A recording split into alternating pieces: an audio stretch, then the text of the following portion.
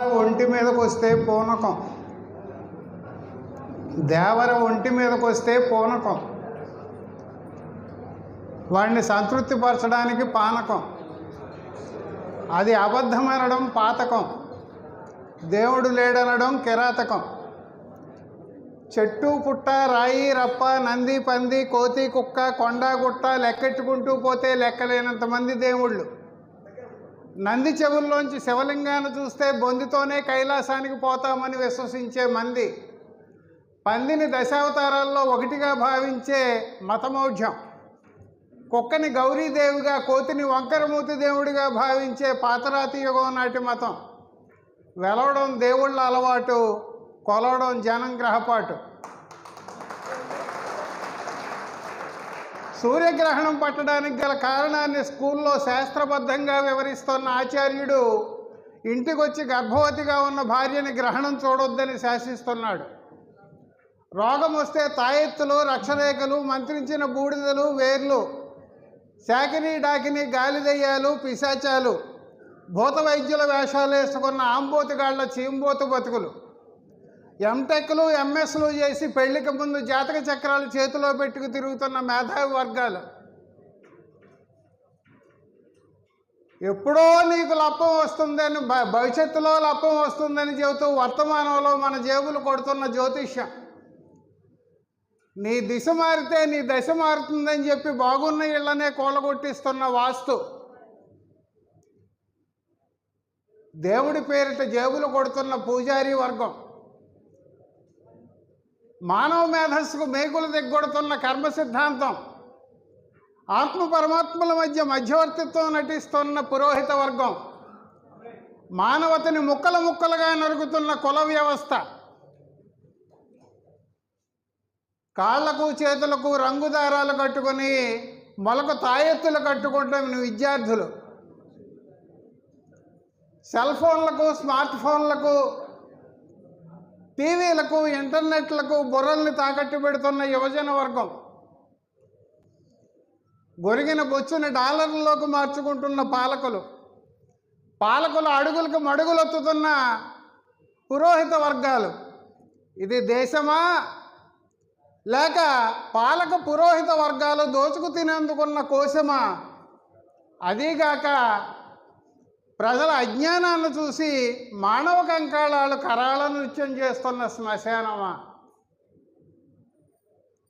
మీరందరూ ఆలోచించాలి ఈ విషయాల గురించి.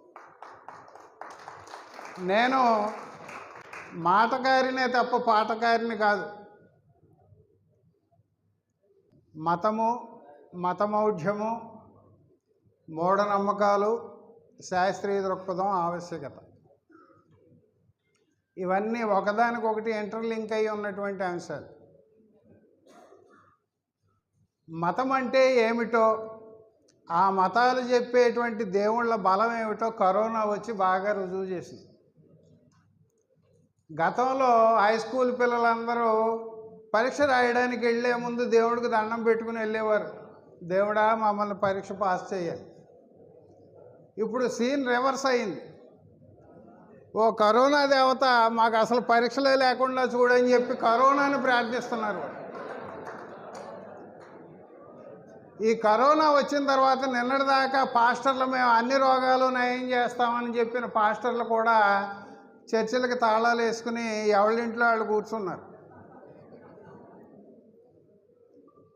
అంటే ఈ కరోనా దేవుళ్ళకి, దేవుళ్ళు నమ్మే వాళ్ళకి కూడా ఒక పాఠం చెప్పింది. చరిత్రలో ఎప్పుడూ లేనట్టుగా అన్ని గుళ్ళకి, అన్ని చర్చిలకి, అన్ని మసీదులకి తాళాలు వేయించినటువంటి ఘనత కరోనాకు వచ్చింది.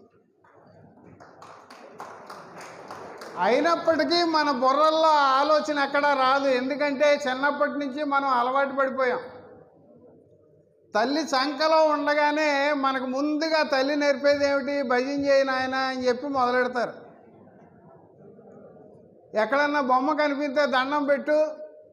ఇంక ఈ చిన్నపిల్లలు చిన్నప్పటి నుంచి కూడా బొమ్మ కనిపిస్తే దండం పెట్టాలి, గుడి కనిపిస్తే భజన చేయాలి అనేటువంటి భావనకి ట్యూన్ అయిపోయి ఉంటారు. ఇంక ఈవేళ మనం మతం అని చెప్పుకుంటున్నామంటే అసలు మతం అంటే ఏమిటి అనేది కాస్త మనకి అర్థం కావాలి. చాలా మతాలు ఉన్నాయి. ప్రతి వాళ్ళు కూడా నేను నమ్మిన మతమే అసలైన మతం, మిగతావన్నీ కూడా చెత్త మతాలు, వాటి జోలికి మనం వెళ్ళక్కర్లేదని చెప్పి స్టేట్మెంట్లు ఇస్తూ ఉంటారు. ఇంకా సోషల్ మీడియాలో అయితే చెప్పక్కర్లే.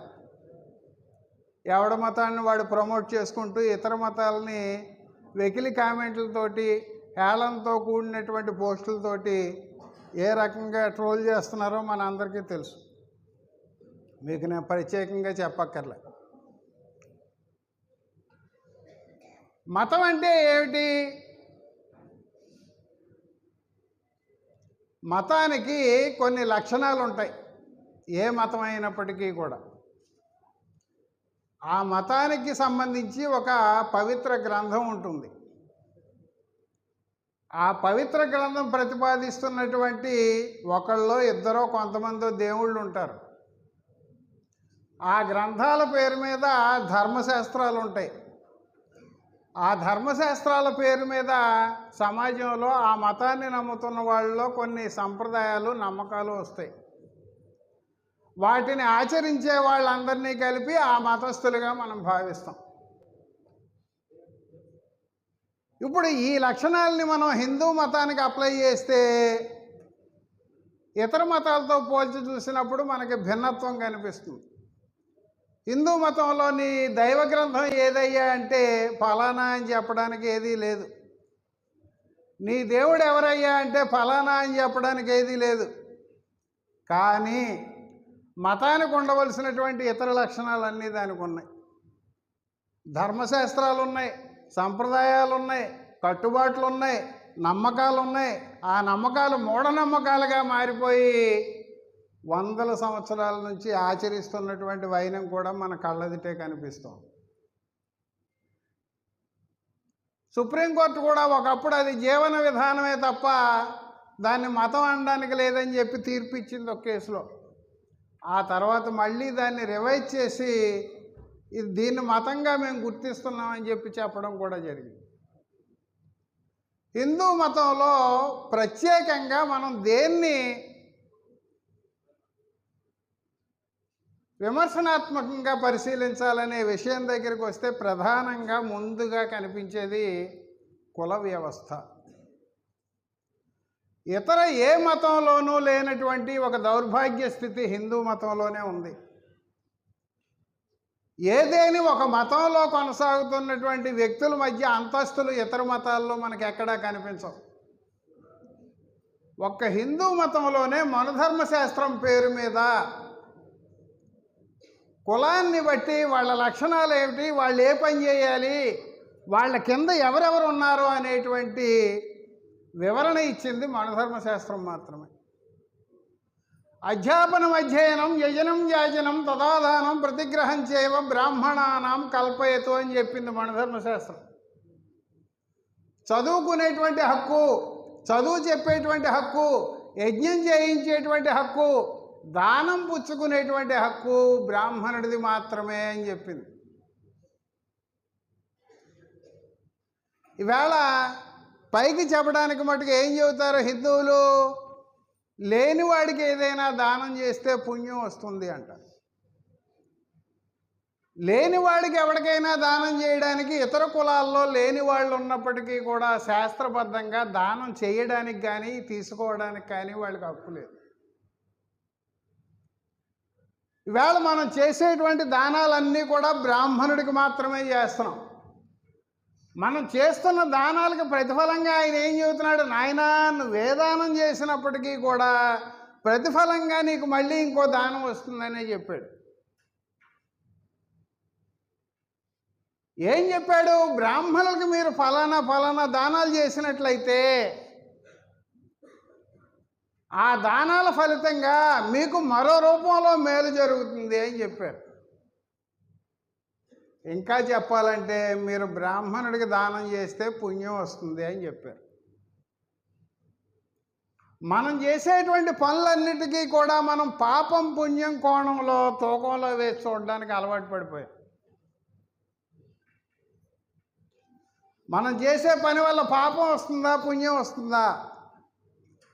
పాపం వస్తే నరకానికి వెళ్తాం కాబట్టి పుణ్యం రావాలంటే ఏం చేయాలి? ఈ దానాల కార్యక్రమంలో ఏం చెప్పారు వాళ్ళు? నాయన, నువ్వు బ్రాహ్మణుడికి కనుక ఈ 16 దానాలు చేసినట్లయితే నీకు పరోక్షంగా మేలు జరుగుతుంది ఇంకో రూపంలో అని చెప్పారు. ఆ 16 దానాల్లో ఇక్కడ అమ్మాయిలు ఎక్కువ మంది ఉన్నారు కాబట్టి అవేమిటో వినిపించాల్సినటువంటి అవసరం. కన్యా కనక దాసీచ శకటాశ్వ గజాగృహం లాంగలం కాలపురుషం కాలచక్రం తథాక్షితి మేధస్య మహిషి శైవ శయ్యాచో భైతోముఖి తెలపర్వత విజ్ఞేయ మహాదానాన్ని షోడశ. అంటే ఈ 16 దానాలు కనుక మీరు బ్రాహ్మణులకు చేసినట్లయితే మీరు 10 మేలు పొందుతారు. మళ్ళీని ఆ దానాలు నెమ్మదిగా చెబుతున్నాను. కన్య, కనక, దాసి, శకట, అశ్వ, గజ, గృహ, లాంగలం, కాలపురుషం, కాలచక్రం ఇలా చెప్పుకొచ్చారు. మొట్టమొదటి ఉన్న దానం ఏమిటి? కన్య. ఆ జాబితాలో ఉన్న మిగతా పేర్లన్నీ వస్తువులు, జంతువులు. మొట్టమొదటి చెప్పింది మటుకు కన్య. మనం వివాహం చేస్తే కన్యాదానం అనేది ఒక ప్రధాన ఘట్టంగా జరుగుతుంది ఈవేళ పెళ్ళిలో. ఈవేళ మనం మూఢనమ్మకాల గురించి మాట్లాడుకుంటూ దీని గురించి ఎందుకు చెప్పవలసి వస్తుంది అంటే, ఇక్కడ ఉన్నటువంటి ఏ అమ్మాయి అయినా కన్యాదానం పేరు మీద జరిగేటువంటి తంతుని ఆచరిస్తూ పెళ్లి చేసుకుంటే, పెళ్లి చేసుకుంటున్నటువంటి పెళ్లి కొడుకు కాకుండా అంతకు ముందు మీరు ఇతరులతో కూడా నిశ్చయించబడతారు. మనందరికీ తెలుసు, ముందుగా వివాహం అయితే జరిగేటువంటి కార్యక్రమం ఏమిటి? ఇదివరకు అమ్మాయి తండ్రి అమ్మాయి తరపున వకాల్తా తీసుకుని పెళ్లి నిశ్చయించేవాడు. ఇప్పుడు రోజులు మారిపోయాయి. అమ్మాయిలు కూడా బాగా చదువుకుంటున్నారు కాబట్టి ఇప్పుడు అమ్మాయి తల్లిదండ్రులు కూడా ఏం చెబుతున్నారు? కుర్రాడు నచ్చి, ఉద్యోగం నచ్చి, జీతం నచ్చి, అన్నీ నచ్చినప్పటికీ కూడా మా అమ్మాయికి ఒక మాట చెప్పి అప్పుడు చెబుతామండి అంటున్నారు. అమ్మాయి పర్మిషన్ లేకుండా ఇప్పుడు పెళ్ళిళ్ళు కుదరటం లేదు. ఎందుకని? ఆడపిల్లలు కూడా బాగా చదువుకుంటున్నారు కాబట్టి. ఆడపిల్లలు బాగా చదువుకున్నా, మగపిల్లలు బాగా చదువుకున్నా, ఇదివరకు డైరెక్ట్గా నిశ్చయ తాంబూలాలకు వెళ్ళేవారు. ఇప్పుడు ఏం చేస్తున్నారు? జాతకాలు కలిసినయా లేదా అని చూస్తున్నారు. జాతకాలు కలవడం అంటే ఏమిటి? మనం చదువుకున్న చదువుతో నిమిత్తం లేదు దానికి. ఎంటెక్లు చేస్తున్నాం, బీటెక్లు చేస్తున్నాం, ఎంఎస్లు చేస్తున్నాం, ఎండీలు చేస్తున్నాం. పెళ్ళి అనేటప్పటికి నువ్వు ఎక్కడ పుట్టావు, ఎప్పుడు పుట్టావు, ఇంటి దగ్గర పుట్టావా, హాస్పిటల్లో పుట్టావా, ఏ నక్షత్రంలో పుట్టావు, ఏ పాదంలో పుట్టావు, ఇవన్నీ అడుగుతున్నారు. ఇవన్నీ అడిగితే ఇవి పట్టుకెళ్తే మనం పంతులు గారు ఏం చూస్తాడు? అబ్బాయికి అమ్మాయికి వివాహ పొంతన కుదురుతుందా లేదా అని చూస్తాడు. వివాహ పొంతన కుదురుతుందా లేదా అని చూడాలంటే ఆయన నక్షత్రాలు, రాశులను బట్టి గణన వేస్తాడు. ఆ గణన వేయడంలో పలు రకాల పద్ధతులు ఉన్నాయి. మన పంతులకు తెలిసినటువంటి నక్షత్రాలు కేవలం 27 మాత్రమే. ఆ 27 నక్షత్రాలకి 4 పాదాలు చొప్పున విడగొట్టి మళ్ళీ దాన్ని 9 పెట్టి భాగించి 12 రాసులు అన్నారు. ఈవేళ మనం పెళ్ళిళ్ళ పేరుతో జాతకం పట్టుకెళ్ళి ఆయనకి ఇస్తే పంతులు గారి లెక్కలో నక్షత్రాల్లో ఆడ, మగ, నపుంసక నక్షత్రాలు ఉన్నాయి. నక్షత్రాల్లో కీటక రాశులు ఉన్నాయి, వనరాశులు ఉన్నాయి, జలరాశులు ఉన్నాయి. మళ్ళీ గ్రహాల దగ్గరికి వచ్చేటప్పటికి వాటి కులాలు ఉన్నాయి. ఇవన్నీ కాకుండా కూటములు అని చెప్పి కొన్ని కూటాల కింద విడగొడతారు వాళ్ళు. ఆ విడగొట్టేటువంటి క్రమంలో కొన్ని నక్షత్రాలకి, కొన్ని జంతువుల్ని, కొన్ని కీటకాలని ఈ రకంగా ఆపాదించారు. ఉదాహరణకి ఇక్కడ ఉన్న అబ్బాయి ఎవరైనా ఉత్తరాషాఢ నక్షత్రం అనుకోండి, మాట వరుస. ఉత్తరాషాఢ అంటే పంతులు గారి లెక్క ప్రకారం ముంగిస. అవతల రెండో వ్యక్తి రోహిణీ నక్షత్రం అనుకోండి. రోహిణీ నక్షత్రం అంటే పాము. పాముకి ముంగిస్కి పడదు కాబట్టి వీళ్ళిద్దరూ పెళ్లి చేసుకుంటే కాపురం సవ్యంగా ఉండదని చెబుతాడు. ఉదాహరణకి అమ్మాయిది ఉత్తరా నక్షత్రం అనుకోండి. ఉత్తరా నక్షత్రం అంటే పులి. మరి ఆ ఉత్తరా నక్షత్రం వాడికి ఆవుని తీసుకొచ్చి పెళ్లి చేస్తే వాళ్ళిద్దరూ సవ్యంగా కాపురం చేయరు, రెండింటికి పడవు కాబట్టి.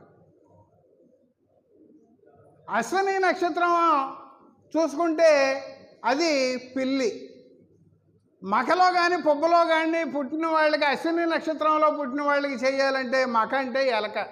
పిల్లికి ఎలక్కి పడదు కాబట్టి వీళ్ళిద్దరూ పెళ్లి చేసుకుంటే కాపురం సవ్యంగా ఉండదంటాడు. మనం కూడా గంగిరెద్దుల్లాగా తలకాయ ఊపి అన్నీ బాగానే ఉన్నాయి కానండి ఈ జాతకాలు కలవలేదండి అని చెప్పి మనం వచ్చేస్తాం. వాళ్ళు ఏం చేస్తారు, మీరు స్కూల్లో చదివితే 100కి 35 మార్కులు వేయాలి. సిద్ధాంత్ గారి దగ్గరికి జాతకం పట్టుకెళ్తే 36 మార్కులకు గాను 18 మార్కులు వస్తే మీరు పాస్ అయినట్టు. 24 మార్కులు వస్తే ప్రశస్తం.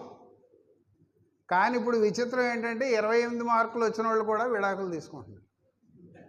అది అందుకే ఎప్పుడో వేమని అడిగాడు, ఏమని, పురోహితులందరూ చేరి జాతకాలు బాగా పరిశీలించి ముహూర్తాలు పెట్టి పెళ్ళిళ్ళు చేస్తున్నారు కదా, మరి కొంతమంది ముండము వస్తున్నారు ఎందువల్ల అని అడిగాడు ఆయన. విప్రులెల్ల చేరి వెర్రి కూతలు పూసి సతిపతులను గూర్చి సమ్మతమున మున ముహూర్తముంచ ముండెట్లు మోసిరా అన్నాడు. నేను చెప్పింది కాదు, వేమన 100 సంవత్సరాల క్రితం చెప్పి.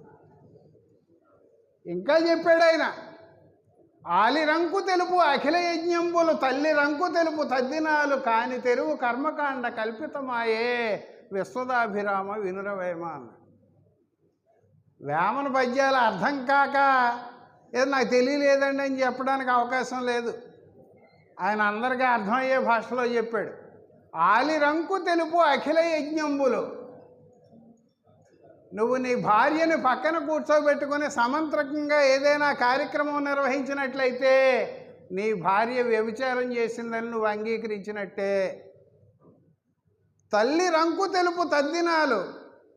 నీ తల్లికి తద్దినం పేరు మీద నువ్వు పురోహితుడిని తీసుకొచ్చి కార్యక్రమాలు నిర్వహిస్తే నీ తల్లి వ్యభిచారం చేసిందని నువ్వు అంగీకరించినట్టే అని. ఇలా మాట్లాడితే మనకు కొంచెం నొప్పిగా ఉంటుంది. ఏమిటయ్యా అలా మాట్లాడతావు, అసలు అర్థం ఉందా? పెళ్ళం వ్యభిచారం చేసింది, తల్లి వ్యభిచారం చేసిందని ఎవడన్నా చెప్పుకుంటాడా? ఈవేళ సమంత్రకంగా గనక మీ ఇంట్లో నిశ్చితార్థం జరిగితే మీ పెళ్ళికి ఏం జరుగుతుంది? పురోహితుడు మంత్రాలు చదువుతుంటే అబ్బాయి తరపు వాళ్ళు అమ్మాయి తరపు వాళ్ళు తాంబూలాలు మార్చుకుంటారు. దాన్నే తాంబూలాలు పుచ్చుకోవడం అని కూడా మనం అంటూ ఉంటాం. తాంబూలాలు పుచ్చుకోవడం అంటే ఏమిటి? అరటిపళ్ళు తమలపాకుల్లో పెట్టి అబ్బాయి తండ్రి తల్లి అమ్మాయి తండ్రి తల్లి పరస్పరం మార్చుకుంటారు. ఇక్కడ అరటిపళ్ళు తమలపాకులు ఎందుకు మార్చుకుంటారు? తమలపాకు స్త్రీ అవయవానికి గుర్తు అయితే అరటిపండు పురుష అవయవానికి గుర్తు. మీ అమ్మాయిని మా అబ్బాయికి, మా అబ్బాయిని మీ అమ్మాయికి ఇచ్చుకోవడానికి మనం ఇద్దరం కూడా అంగీకరిస్తున్నాం కాబట్టి పరస్పరం మార్చుకుందామని తాంబూలాలు మార్చుకుంటారు వాళ్ళు. అక్కడ పురోహితుడు చెప్పేటువంటి మంత్రం ఏంటి? ధ్రువంతే రాజావరణో ధ్రువం దేవో బృహస్పతి ధ్రువంత ఇంద్రస్య అగ్నిశ్చ రాష్ట్రం ధారేతాం ధ్రువం ధ్రువేణ హవిషా తస్మై దేవాది బ్రువన్ అయంచ బ్రహ్మణస్పతి అంటాడు. ఆహా, ఏం చెప్పాడురా మంత్రం అంటాం తప్ప అందులో ఏముందరా అర్థం మనకు అక్కడ. ధ్రువంతే రాజా వరుణో, అమ్మాయి నువ్వు ముందుగా వరుణదేవుడికి నిశ్చయించబడ్డావు. ధ్రువం దేవో బృహస్పతి, వరుణదేవుడు అయిపోయాక బృహస్పతికి నిశ్చయించబడ్డావు. ధ్రువంత ఇంద్రస్య, ఇంద్రుడికి నిశ్చయించబడ్డావు. అగ్నిశ్య, అగ్నిదేవుడికి నిశ్చయించబడ్డావు. ఇవన్నీ అయిపోయాక ఎవరికి నిశ్చయించబడ్డావు? ఆ మంత్రం ప్రకారం ఈ భూమి మీద దైవస్వరూపుడైనటువంటి పురోహితుడికి నిశ్చయించబడ్డావు. ఈ 5గురు అయిపోయిన తర్వాత అసలోడు వస్తాడు, పెళ్లి చేసుకోబోయే పెచ్చోడు.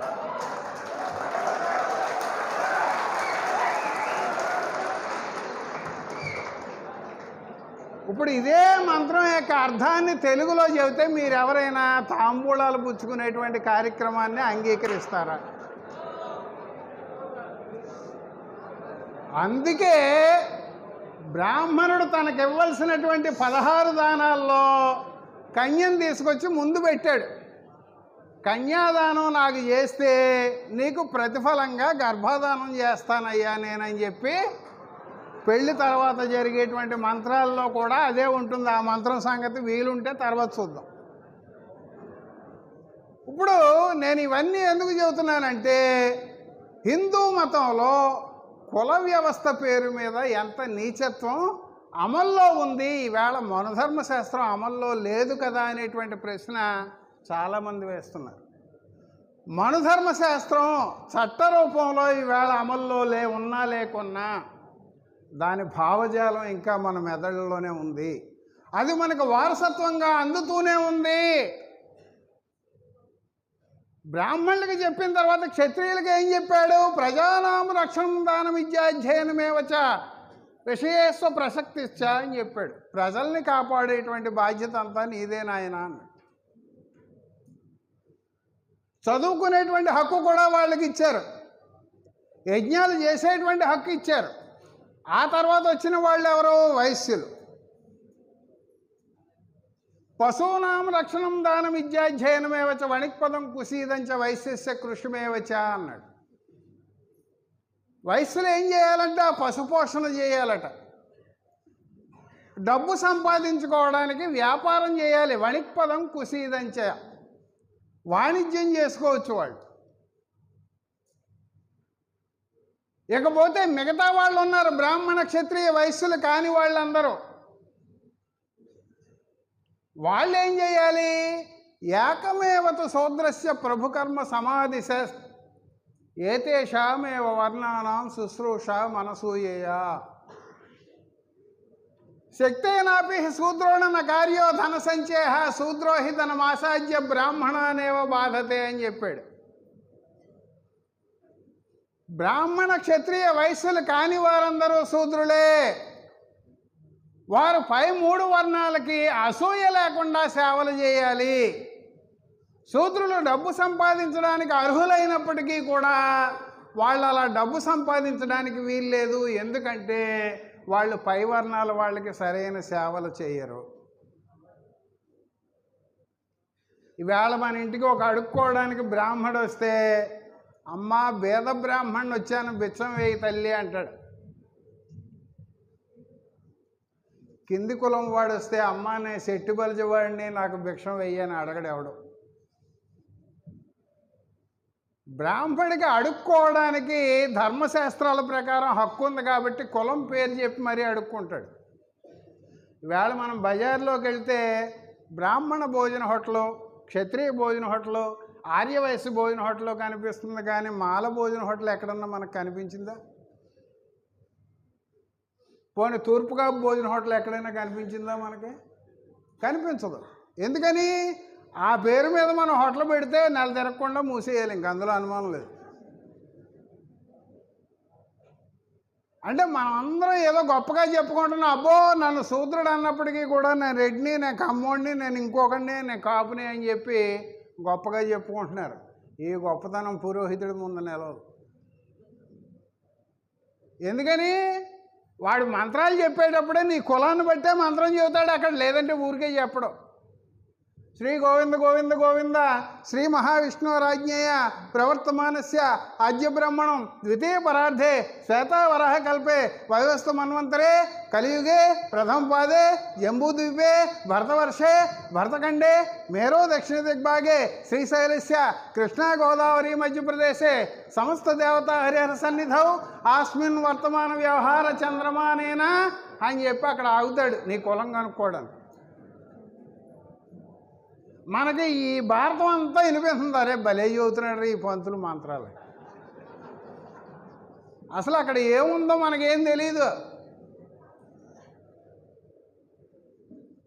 ఏముంటుంది అక్కడ? నాయన నీ పేరేంటని అడుగుతాడు. పేట్ల మీద ఉన్నవాడు శ్రీరామచంద్రమూర్తి అయితే ఆయన శ్రీరామచంద్రమూర్తి అని చెప్పాడు అనుకోండి. శ్రీరామచంద్రమూర్తి శర్మానం మమోపాత దుర్దక్షయ ద్వారా శ్రీ పరమేశ్వర ప్రీత్యర్థం ఆయుష్యాభివృద్ధ్యర్థం పాణిగ్రహణాఖ్యం కర్మ కరిష్యమానస్తకం గత్వేన తదాదవ శుచ్యర్థం మహాజనై సహ స్వస్తి పుణ్యాహ వాచనం కరిష్యే అని చెబుతాడు. అదే పేట్ల మీద ఉన్నవాడు కనుక క్షత్రియుడైతే నాయన నీ పేరేమిటి? సుబ్బరాజు. సుబ్బరాజు వర్మానం మమోపాత్ర దుర్దక్షయ ద్వారా అని చెబుతాడు. ఆయనకి ఏం చెప్పాడు? శర్మానాం అని చెప్పాడు. శర్మ అంటే కష్టపడకుండా సుఖంగా బ్రతికేవాడు, బ్రాహ్మణులకు బిరుదు అని అర్థం. వర్మ అంటే కవచం ధరించేవాడు, ప్రజల్ని పాలించేవాడు, బలవంతుడు అని అర్థం. పేట్ల మీద ఉన్నవాడు కనుక వైశ్యుడైతే వైశ్యుడికి నాయన నీ పేరేంటంటాడు? సుబ్బారావు. సుబ్బారావు గుప్తానం మమోపాత్ర దుర్దక్షయ ద్వారా అని చెబుతాడు మంత్రం. గుప్తా అంటే ఏంటి? రహస్యమైనదే అని అర్థం. కోమట్లు వ్యాపారం చేస్తారు కాబట్టి ఆ వ్యాపారం రహస్యంగా చేస్తారు కాబట్టి లాభాలు సంపాదించడానికి వాళ్ళ పేరు చివర గుప్తా ఉండాలని చెప్పి మన ధర్మశాస్త్రం చెప్పింది. మరి వీళ్ళకి ఏం చెప్పింది? కింద వాళ్ళకి మంగళ్యం బ్రహ్మణ సస్యాత్ క్షత్రియస్య బలాన్వితం వైశ్యస్య ధనసంయుక్తం శూద్రస్య జుగుప్సితం అని చెప్పింది. పేట్ల మీద కూర్చున్నవాడు కనుక శూద్రుడైతే నీ పేరేంట్రా అంటే పిచ్చి ఏంటి అంటాడు. ఇదేంటంటే వాళ్ళందరికీ మంచి పేర్లు చెప్పారు, మాకు పిచ్చి అంటారు ఏంటంటే అని కొంతమంది కోపం రావచ్చు. మన ధర్మశాస్త్రం ఏం చెప్పింది? బ్రాహ్మణులకు మంగళకరమైన పేరు పెట్టవలెను, క్షత్రియులకు బలసూచకమైన పేరు పెట్టవలెను, వైశ్యులకు ధనసూచకమైన పేరు పెట్టవలెను, శూద్రులకు జుగుప్స కలిగించేటువంటి రోత కలిగించేటువంటి పేర్లు పెట్టవలెను. ఇక్కడ పేట్ల మీద ఉన్నవాడు ఎవడో పిచ్చియ. మీరు ఎక్కడైనా చూడండి, పిచ్చియ్య, పుల్లయ్య, ఎర్రియ్య, నల్లయ్య, పెంటయ్య ఈ పేర్లు అగ్రకులాల్లో ఎక్కడైనా కనిపిస్తాయేమో ఒకసారి వెరిఫై చేసుకోండి. ఇక్కడ తీరా కూర్చున్నాడు పిచ్చి అయితే వాడికి మంత్రం ఏం చెబుతాడు? యావం గుణ విశేషణ విశిష్టాయాం శ్రీమాన్ పిచ్చయ్య దాసానం మమోపాత్ర దుర్దక్షయ ద్వారా శ్రీ పరమేశ్వర ప్రీత్యర్థం ఆయుష్యాభివృద్ధ్యర్థం పాణిగ్రహణాఖ్యం కర్మ కరిష్యమానస్తకం గతేన తదాదవ శుచ్యర్థం మహాజనై సహ స్వస్తి పుణ్యాహ వాచనం కరిష్యే. దాని అర్థం చివరిలో చెప్పిన ముక్కకి అర్థం చెప్పుకుంటే చాలు. మనం పిచ్చియ్య అనబడే లంజ కొడుకునైన నేను నా పాపములన్నీ తీరిపోయిన కారణంగా నా ఆయుష్ పెరగడానికి, దేవుడికి ప్రీతి కలగడానికి, నా కుమార్తెకు వివాహం అనే ఈ కార్యక్రమాన్ని నేను చేస్తున్నాను. ఈ రకంగా పెళ్లి చేసుకోవాల్సినటువంటి అవసరం ఎంత ఉందో ఒక్కసారి అందరూ ఆలోచించుకోవాలి. నేను ఇంకా ఈ విషయంలో లోతులకు వెళ్ళదలుచుకోలేదు, ఎందుకంటే ఇక్కడితో ఆపి మళ్ళీ ఇతర విషయాల్లోకి వెళ్తాను, అవసరాన్ని బట్టి వద్దాం. కవి చోడప్ప పేరు విన్నారా ఎప్పుడన్నా? ఈ సారయ్య గారు వింటారు, మిగతా వాళ్ళు ఎవరైనా విన్నారా? చౌడప్ప అని ఒక కవి ఉండేవాడు. ఆయనకి ఆయన బతుకున్న రోజుల్లో రాజులను పొగుడుతూ కవిత్వం రాస్తే ఆ రాజులు మెచ్చి వీళ్ళకి కానుకలు ఇచ్చేవారు. ఈయనకి అలా పొగుడుతూ కవిత్వం రాయడం ఇష్టం లేదు, అందుకని అందరినీ తిడుతూ కవిత్వం రాశాడు. లంజలు రాకుండిన గుడి రంజిల్లదు, ప్రజల మనసు రాజిల్లదు, ఆ లంజల నేల సృజించే కంజజుడల కొండవరపు కవి చోడప్ప అన్నాడు. అయ్యా, ఇది నవ్వే విషయం కాదు, బాధపడాల్సిన విషయం. బాధపడాల్సిన విషయం. ఎందుకు అంటే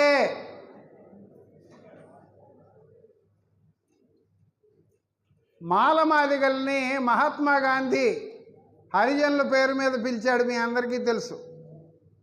అంబేద్కర్ ఆ పదాన్ని వ్యతిరేకించాడు. హరిజనులు అంటే అర్థం ఏమిటి? దేవుని బిడ్డలు అని అర్థం. దేవుని బిడ్డలంటే ఎవరు? గుళ్ళల్లో వ్యభిచారం చేయడం కోసం దేవుడికి పెళ్లి చేసి ఆ అమ్మాయిని ఊరి మీద ఉన్న మగాళ్ళందరూ ఎవరైనా వాడుకోవచ్చు అని చెప్పి దేవదాసీలని జోగినీలని బసివి అని చెప్పి ఊరుమ్మడి ఆవులుగా వదిలేస్తే ఊళ్ళో ఉన్న ఆబోతులన్నీ దాని దగ్గరికి వెళ్ళాయి. ఆ రకంగా దేవుడికి అర్పించబడినటువంటి ఒక లంజకు పుట్టినటువంటి పిల్లల్ని లంజ కొడుకులు అన్నారు. అందుకనే అంబేద్కర్ మేము హరిజనులు అని మమ్మల్ని పిలుస్తున్నావు అంటే మేము లంజలకు పుట్టిన వాళ్ళని చెప్పి మమ్మల్ని హీనపరుస్తున్నట్టు, కాబట్టి మమ్మల్ని హరిజనులని పిలవడానికి వీల్లేదని చెప్పి అంబేద్కర్ కేంద్ర ప్రభుత్వం మీద వ్యతిరేకత వ్యక్తం చేశాడు. ఆయన మాట కారణంగానే హరిజన పదాన్ని కేంద్ర ప్రభుత్వం నిషేధించింది. అంటే ఇలాంటి చరిత్రలు మనం పరిశీలిస్తే అసలు వాస్తవంలో జరుగుతున్నది ఏమిటి అనేది మనకు అర్థమవుతుంది. ఇందాక చెప్పా, ఒక మంత్రం చెప్పి మధ్యలో వదిలేసాను, అది చెప్పుకుని వెళ్దాం. ఏమిటది? ఆలిరంకు తెలుపు అఖిల యజ్ఞంబులు తల్లి రంకు తెలుపు తద్దినాలు అన్నాడు వేమ. తల్లి రంకు తెలపడం అంటే ఏమిటి? ఎవరైనా చచ్చిపోతే మనం ఏం చేస్తాం? పిండ ప్రదాన కార్యక్రమం చేస్తాం. పిండ ప్రదాన కార్యక్రమం పేరుతో మనం చచ్చిపోయినటువంటి పితరులకి 3 పిండాలు పెడతాం. ఆ 3 పిండాలు పెట్టినప్పుడు పురోహితుడు ఒక్కో మంత్రం చదువుతూ ఉంటాడు. ఆ పిండాలు పెట్టేటప్పుడు పురోహితుడు చెప్పినటువంటి మంత్రాన్ని దృష్టిలో పెట్టుకుని వేమన తెలుగులో చెప్పాడు, తల్లి రంకు తెలుపు తద్దినాలు అని. ఏమిటది?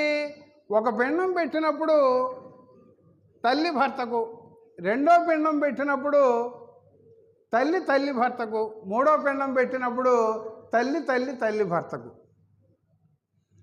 మంత్రం ఏమిటది?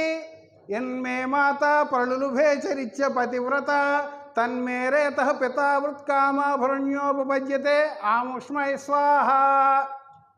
ఇది పిండ ప్రదానం చేసేటప్పుడు పురోహితుడు చెప్పేటువంటి మంత్రం. దాని అర్థం,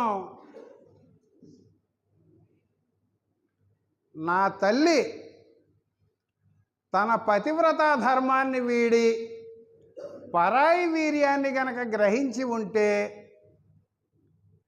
తాను తన ప్రతివ్రతా ధర్మాన్ని వీడడం వల్ల నేను జన్మించి ఉంటే, నేను పెట్టేటువంటి ఈ పిండం నేను జన్మకారకుడిగా భావిస్తున్నటువంటి వ్యక్తికి గాక నా అసలు జన్మకారకుడికి చెందుగాక అని అర్థం. మనకి ఈ అర్థం తెలుగులో చెబితే ఎవరైనా మనం పిండ ప్రదానం చేయగలమా? అంటే పైకి చూస్తే ఈ తంతులన్నీ కూడా ఏదో మన పూర్వీకుల కాలం నుంచి వస్తుంది కదా, మనం ఎందుకు చేయకూడదు, దీన్ని ఎందుకు మానేయాలి, నలుగురి చేత మాటలు ఎందుకు పడాలి అనేటువంటి తీరులో మనం కార్యక్రమాలు చేస్తూ ఉంటాం. కానీ వాస్తవానికి వాటి లోతుల్లో పోయి మనం పరిశీలించినట్లయితే మనం చేసేటువంటి ప్రతి పనిలోనూ కూడా అహేతుకతే ఉంటుంది. మతంతో ముడిపడి ఉన్న ఏ కార్యక్రమాన్ని చూసినప్పటికీ కూడా అహేతుకతే ఉంటుంది.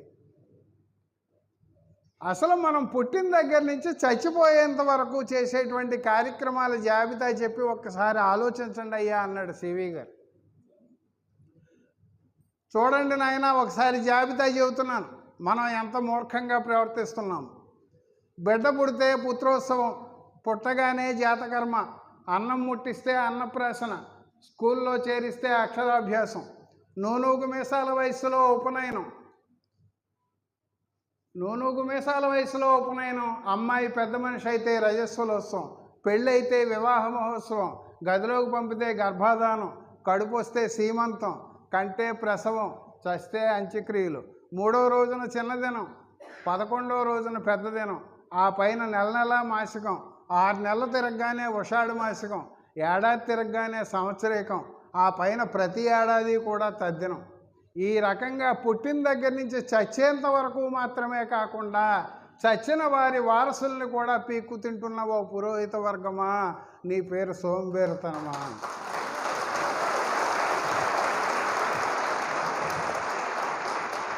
అంటే మనం ఎప్పుడైనా మనం పుట్టినప్పుడు మొదలవుతుంది తంతు, మనం చచ్చిపోయాక ఆగిపోతుందేమో అనుకుంటాం. మనం చచ్చిపోయినా ఆగదు. మన వారసులు ఉన్నారు దీన్ని మన పేరు మీద కొనసాగించడం.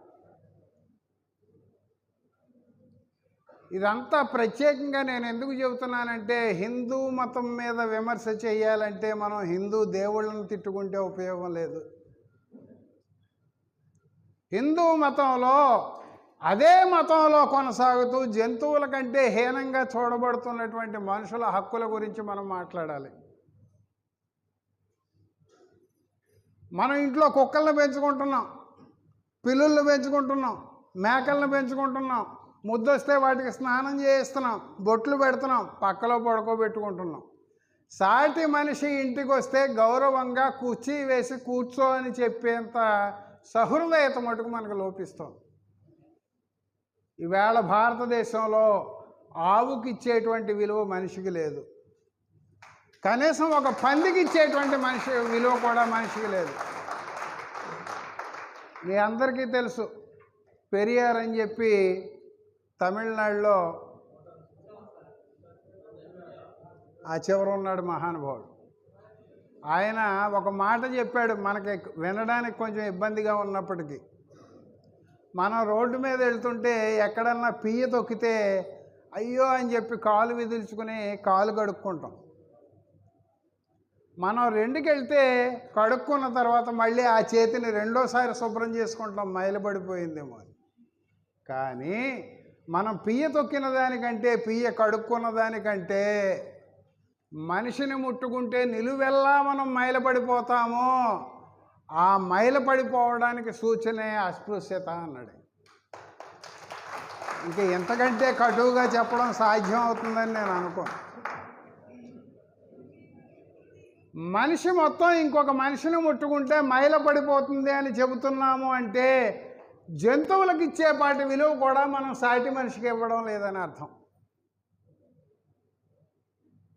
పక్కలో పడుకోబెట్టుకోవడానికి పెంచుకునేటువంటి కుక్క పనిచేస్తుంది, కానీ మన పక్కన కూర్చోవడానికి వేరే కులస్తుడికి అవకాశం లేదు అంటే అసలు మనం ఏ రకమైన భావజాలంతో ఉంటున్నాము? ఇది నేను అంటున్నానని మీలో చాలామందికి నొప్పి కలగవచ్చు, కానీ హిందూ సమాజంలో ఉన్న జబ్బే ఇది. ఉదాహరణకి మీరు ఏ ట్రైన్ ఎక్కో ప్రయాణం చేస్తున్నారు, లేదా బస్ ఎక్కి ప్రయాణం చేస్తున్నారు, లేదా హోటల్లో టిఫిన్ చేస్తుంటే ఎవరో పక్క వాళ్ళు పరిచయం అయ్యారు, లేదా సినిమా హాల్లో పక్క సీటు వాడితో మాటలు కలిపారు. ప్రతి సందర్భంలోని కూడా మీరేమిట్లండి అని అడిగితే తప్ప మనకు కడుపు ఉప్పు తగ్గదు.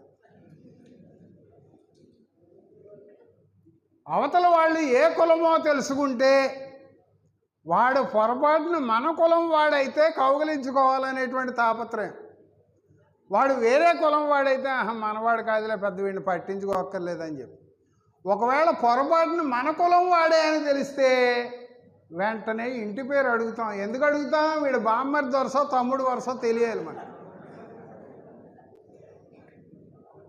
అంటే హిందూ మతంలో కుల వ్యవస్థ ఒక లోపం అని చెప్పి మనం భావిస్తున్నప్పటికీ కూడా హిందూ మతం బలం అంతా కూడా కులంలోనే ఉంది. బాధాకరమైన విషయం ఏమిటంటే, మాబోటి వాళ్ళు బ్రాహ్మణీయ భావజాలాన్ని విమర్శిస్తూ ఉంటాం. మేము బ్రాహ్మణులను విమర్శించాం, బ్రాహ్మణీయ భావజాలాన్ని విమర్శిస్తూ ఉంటాం. బ్రాహ్మణీయ భావజాలంతో ఉన్నవాళ్ళు కింది కులాల్లో కూడా ఉండడమే నేడు విచారించదగిన విషయము. ఈవేళ ఈ దేశాన్ని మతం పేరు మీద, కులం పేరు మీద ఏలడానికి ప్రయత్నం చేస్తున్నటువంటి బీజేపీలో కూడా ఎస్సీ విభాగాలు ఉన్నాయంటే ఎస్సీలందరూ సిగ్గుతో తలదించుకోవాలి. పైకి మటుకు అందరూ కబుర్లు చెబుతూ ఉంటారు, బహుజన రాజ్యం రావాలి, బీసీల పరిపాలన వస్తే తప్ప బీసీల బతుకులు బాగుపడవు. బీసీల బతుకులు బాగుపడాలంటే బీసీల రాజ్యం కావాలి. బీసీలు తలో పార్టీలోనూ ఒక్కో శాఖ కింద విడిపోయి ఉంటే బీసీల రాజ్యం అసలు వచ్చే అవకాశం ఉంటుందా? కాయిన్ బాక్స్లో రూపాయి వేస్తేనే మనం మాట్లాడగలం, 10 పైసలు వేస్తే మాట్లాడలేం. ఈవేళ 10 పైసల కింద విడిపోయి ఉన్నారు బీసీలు అందరూ కూడా. అది మనం తెలుసుకోకుండా బహుజన రాజ్యం అని చెప్పి నినాదాలు చేస్తే బహుజన రాజ్యం రాదు. అసలు బహుజనులను పట్టించుకునేటువంటి కమ్యూనిస్టులకి ఎప్పుడైనా మనం అందరం ఓటేస్తే అప్పుడు బహుజన రాజ్యాల గురించి మాట్లాడే అవకాశం.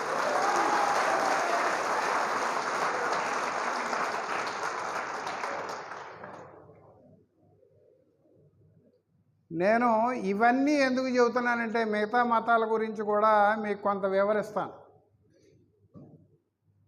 ఏ మతంలో అయినా ప్రాథమికంగా ఉండేటువంటి లక్షణం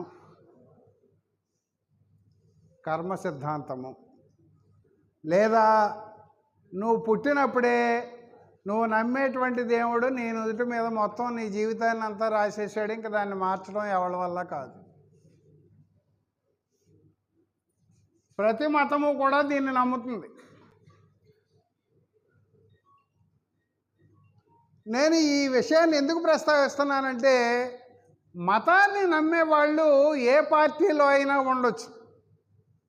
కర్మ సిద్ధాంతాన్ని నమ్మేవాళ్ళు వాళ్ళే మళ్ళీ విరుద్ధ భావనలతో ఉండి ఇంకో నమ్మకాన్ని దేన్ని కలిగి ఉంటారు? దేవుణ్ణి ప్రార్థిస్తే జరగబోయే చెడుని ఆపుతాడు అనేటువంటి భావన కూడా కనిపిస్తుంది. దేవుడు నువ్వు పుట్టేటప్పుడే రాసేస్తే నీ జాతకం అంతా మళ్ళీ ఆయన ఎందుకు మారుస్తాడు, ఎలా మారుస్తాడు? అసలు మన భావాల్లోనే వైరుధ్యం ఉంది. ఇప్పుడు కమ్యూనిస్ట్ పార్టీల్లో ఎవరు పనిచేస్తారు?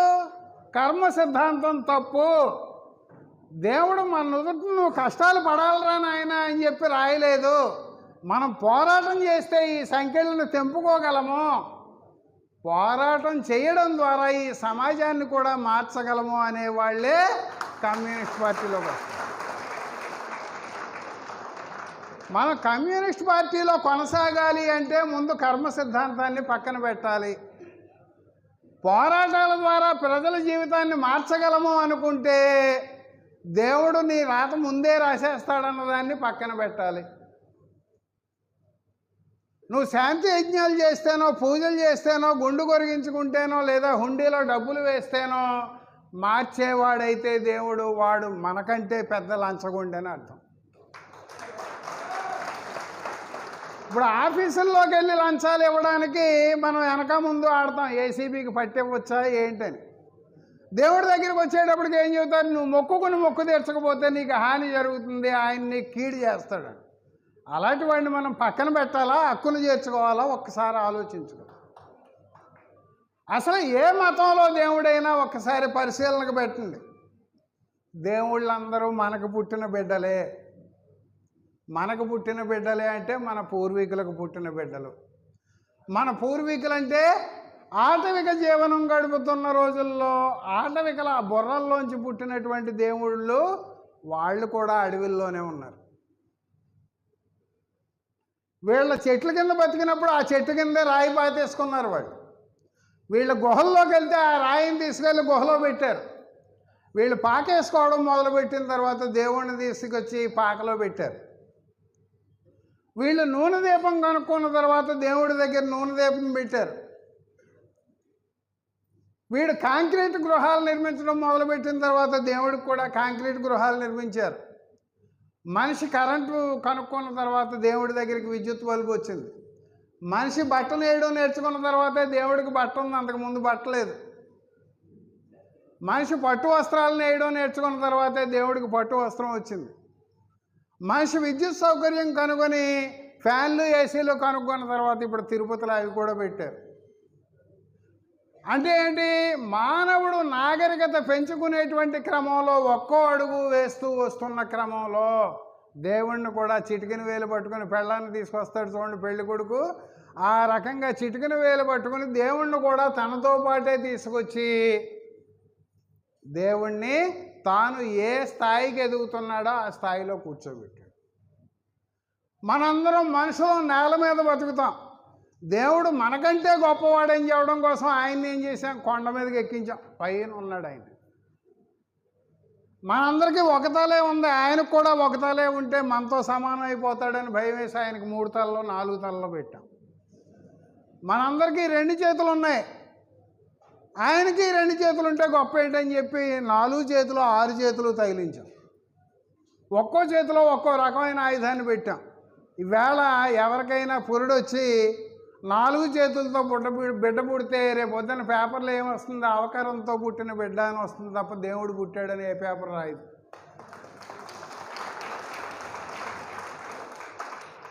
మనిషికి పుట్టిన బిడ్డ దేవుడు కాబట్టే మనిషి తనలో ఉన్నటువంటి వికారాలన్నింటినీ దేవుడికి అంటగట్టాడు.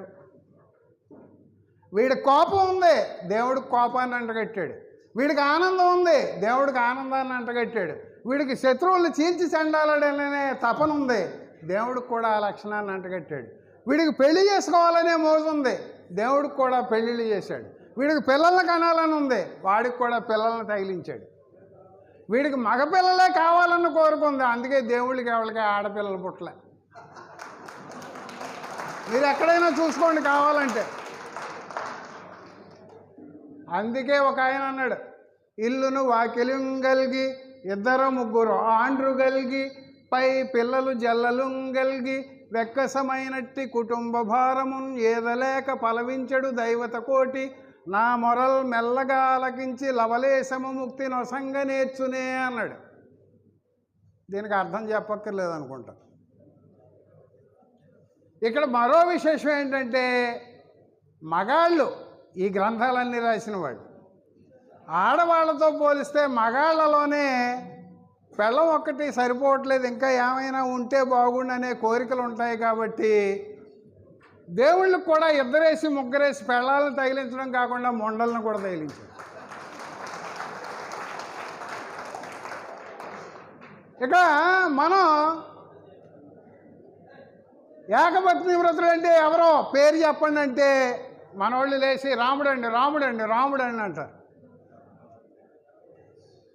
నువ్వు రాముడిని ఎందుకు గౌరవిస్తున్నావమ్మా అంటే నాకు రాముడిలాగా భర్త వస్తే బాగుండండి అని చెప్పి ఆడవాళ్ళు అనుకుంటూ ఉంటారు.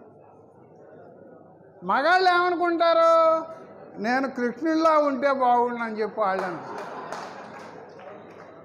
అందుకే ఒక కవి వెటకారంగా అన్నాడు, ఈ సమాజం రాముణ్ణి పూజిస్తోంది, కృష్ణుణ్ణి పూజిస్తోంది. ఒకనికొక్క భార్య, మరొకనికి వేలాది మంది. ఒకనికొక్క భార్య, మరొకనికి వేలాది మంది. ఒకనికొక్క మాట, మరొకడు బొంకు. 2 రెట్టులైరి ఉత్తమ దైవాలు అన్నాడు. అంటే మనం సమాజం కోసం రాముణ్ణి ప్రేమిస్తూ ఉంటాం, అంతర్గతంగా ఉన్న కోరికలని అణుచుకోలేక కృష్ణుడిని కూడా ఆరాధిస్తూ ఉంటాం. ఇది మానవ స్వభావం కారణంగా వచ్చినటువంటి గ్రంథాలే ఇవన్నీ. రాముడు గొప్పవాడైతే కృష్ణుడు గొప్పవాడు అవడానికి వీళ్ళే, ఆయన పండుగ మనం జరుపుకోం. ఇది మనుషులు స్వతహాగా కల్పించుకున్నటువంటివే ఈ మత గ్రంథాలన్నీ చెప్పుకోవడానికి ఉదాహరణలన్నీ చెబుతున్నాను. ఇకపోతే మళ్ళీ అవసరాన్ని బట్టి వద్దాం. ఇకపోతే క్రిస్టియానిటీ. నేను ఇక్కడ ఎవరినో ప్రత్యేకంగా విమర్శించాలను, వాళ్ళ భావజాలానికి ఏదో రోజు మనం వింటున్నట్టు హేళనతోనో లేతే వెకిలితనంతోనో కామెంట్లు చేసి వాళ్ళని గాయపరచడానికో ఈ విషయాలన్నీ చెప్పడంలే. మీ వయసులో ఉన్నవాళ్ళు స్వతహాగా కాస్త ఆలోచించేటువంటి శక్తిని కలిగి ఉంటారు కాబట్టి, ఆ స్వభావం మీలో ఉంటుంది కాబట్టి, నేను చెప్పిన తర్వాత ఏమిటి ఈయన ఇలా చెప్పాడు, ఇందులో వాస్తవం ఎంత ఉంటుంది, లేదంటే మనం స్వతహాగా ఇంకా తెలుసుకోవాల్సింది ఏమైనా ఉందా అనేటువంటి ఆలోచనలు మీలో వస్తాయనేటువంటి నమ్మకంతోనే నేను ఈ విషయాలన్నీ చెబుతాను. ఇకపోతే మనకు బాగా తెలిసినటువంటి మరొక మతం క్రిస్టియానిటీ. క్రిస్టియానిటీ విదేశాల నుంచి మన దేశంలోకి వచ్చిన మతం మీ అందరికీ తెలుసు. క్రైస్తవులకు మూల గ్రంథం ఏది? ఎవరో ఒకరు చేయొత్తండి ఆయన. లే తమ్ముడు, బైబిల్లో ఎన్ని పుస్తకాలు ఉంటాయి? 2 పుస్తకాలు కాదు, 2 విభాగాలు. అది కొత్త నిబంధన, పాత నిబంధన. రెండింటిలో కలిపి ఎన్ని పుస్తకాలు ఉంటాయి? అమ్మా ఎవరైనా చెబుతారా?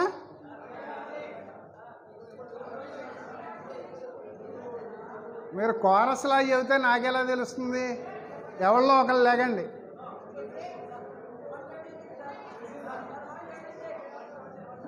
అమ్మా 1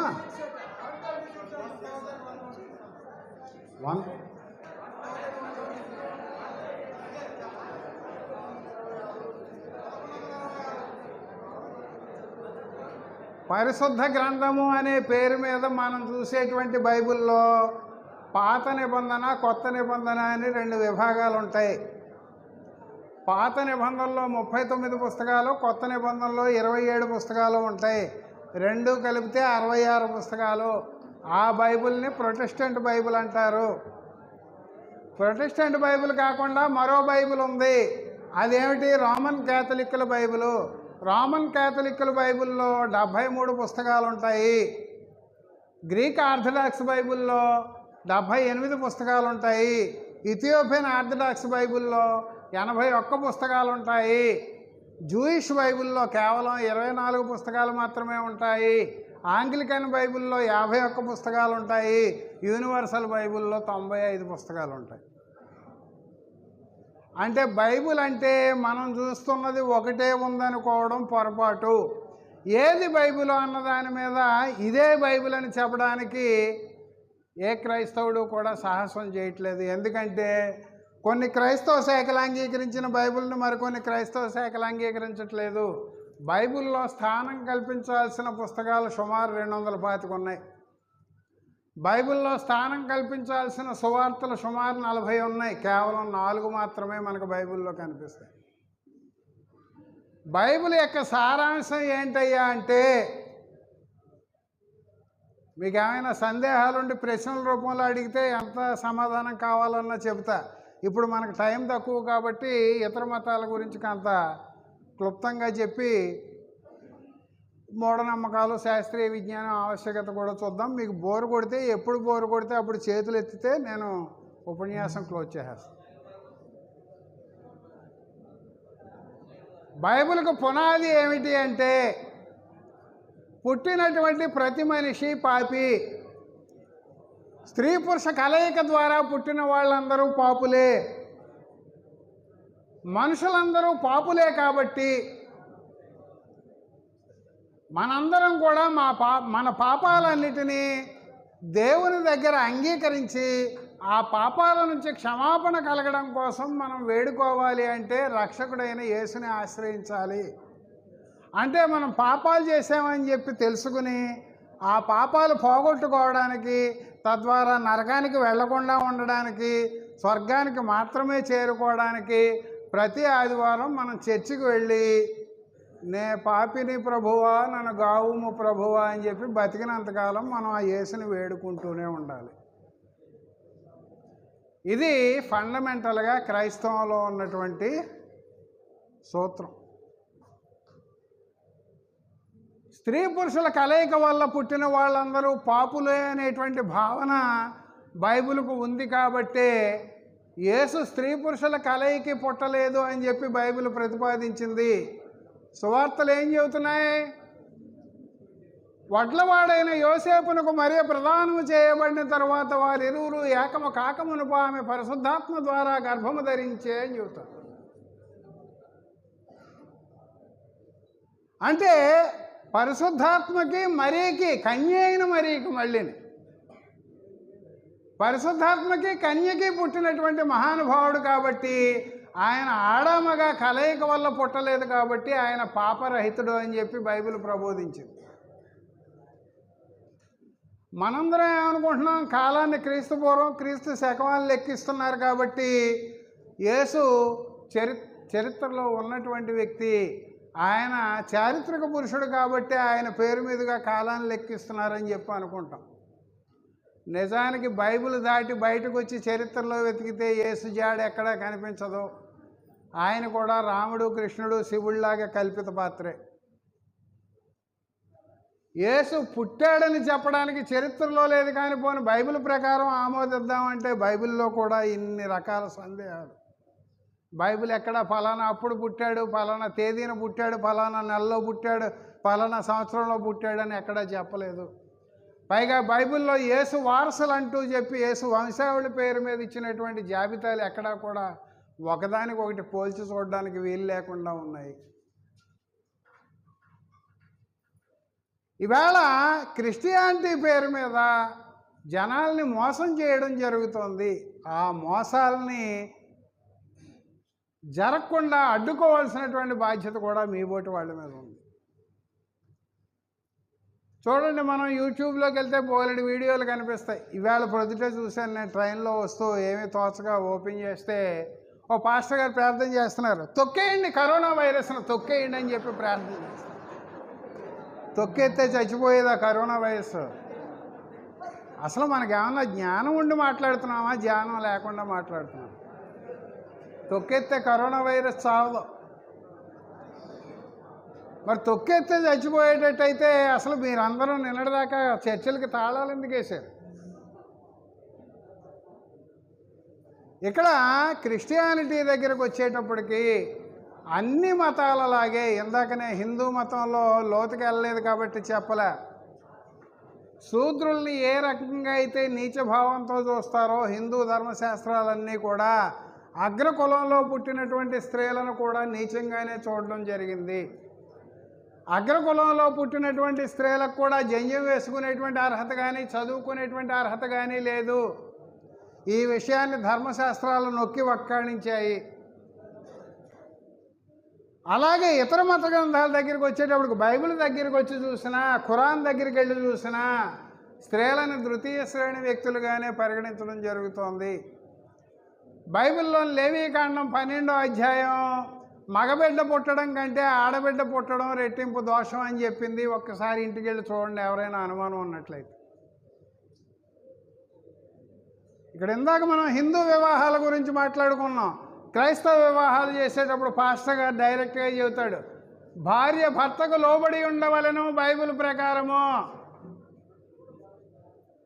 భార్య భర్తకు లోబడి ఉండవలను. సమాజ మందిరముల్లో ఆమె మాట్లాడటకు అనుమతి లేదు. ఏదైనా సందేహం వచ్చిన ఎడల ఇంటికి పోయి భర్తను అడగవలెను.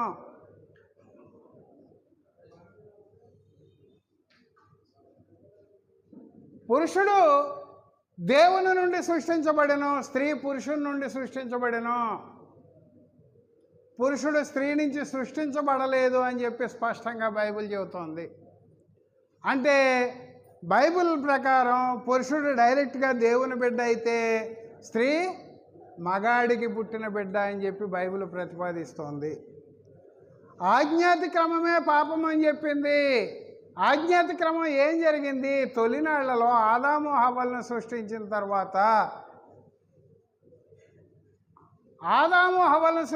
తర్వాత దేవుడు ఏం ఆజ్ఞ ఇచ్చాడు వాళ్ళకి?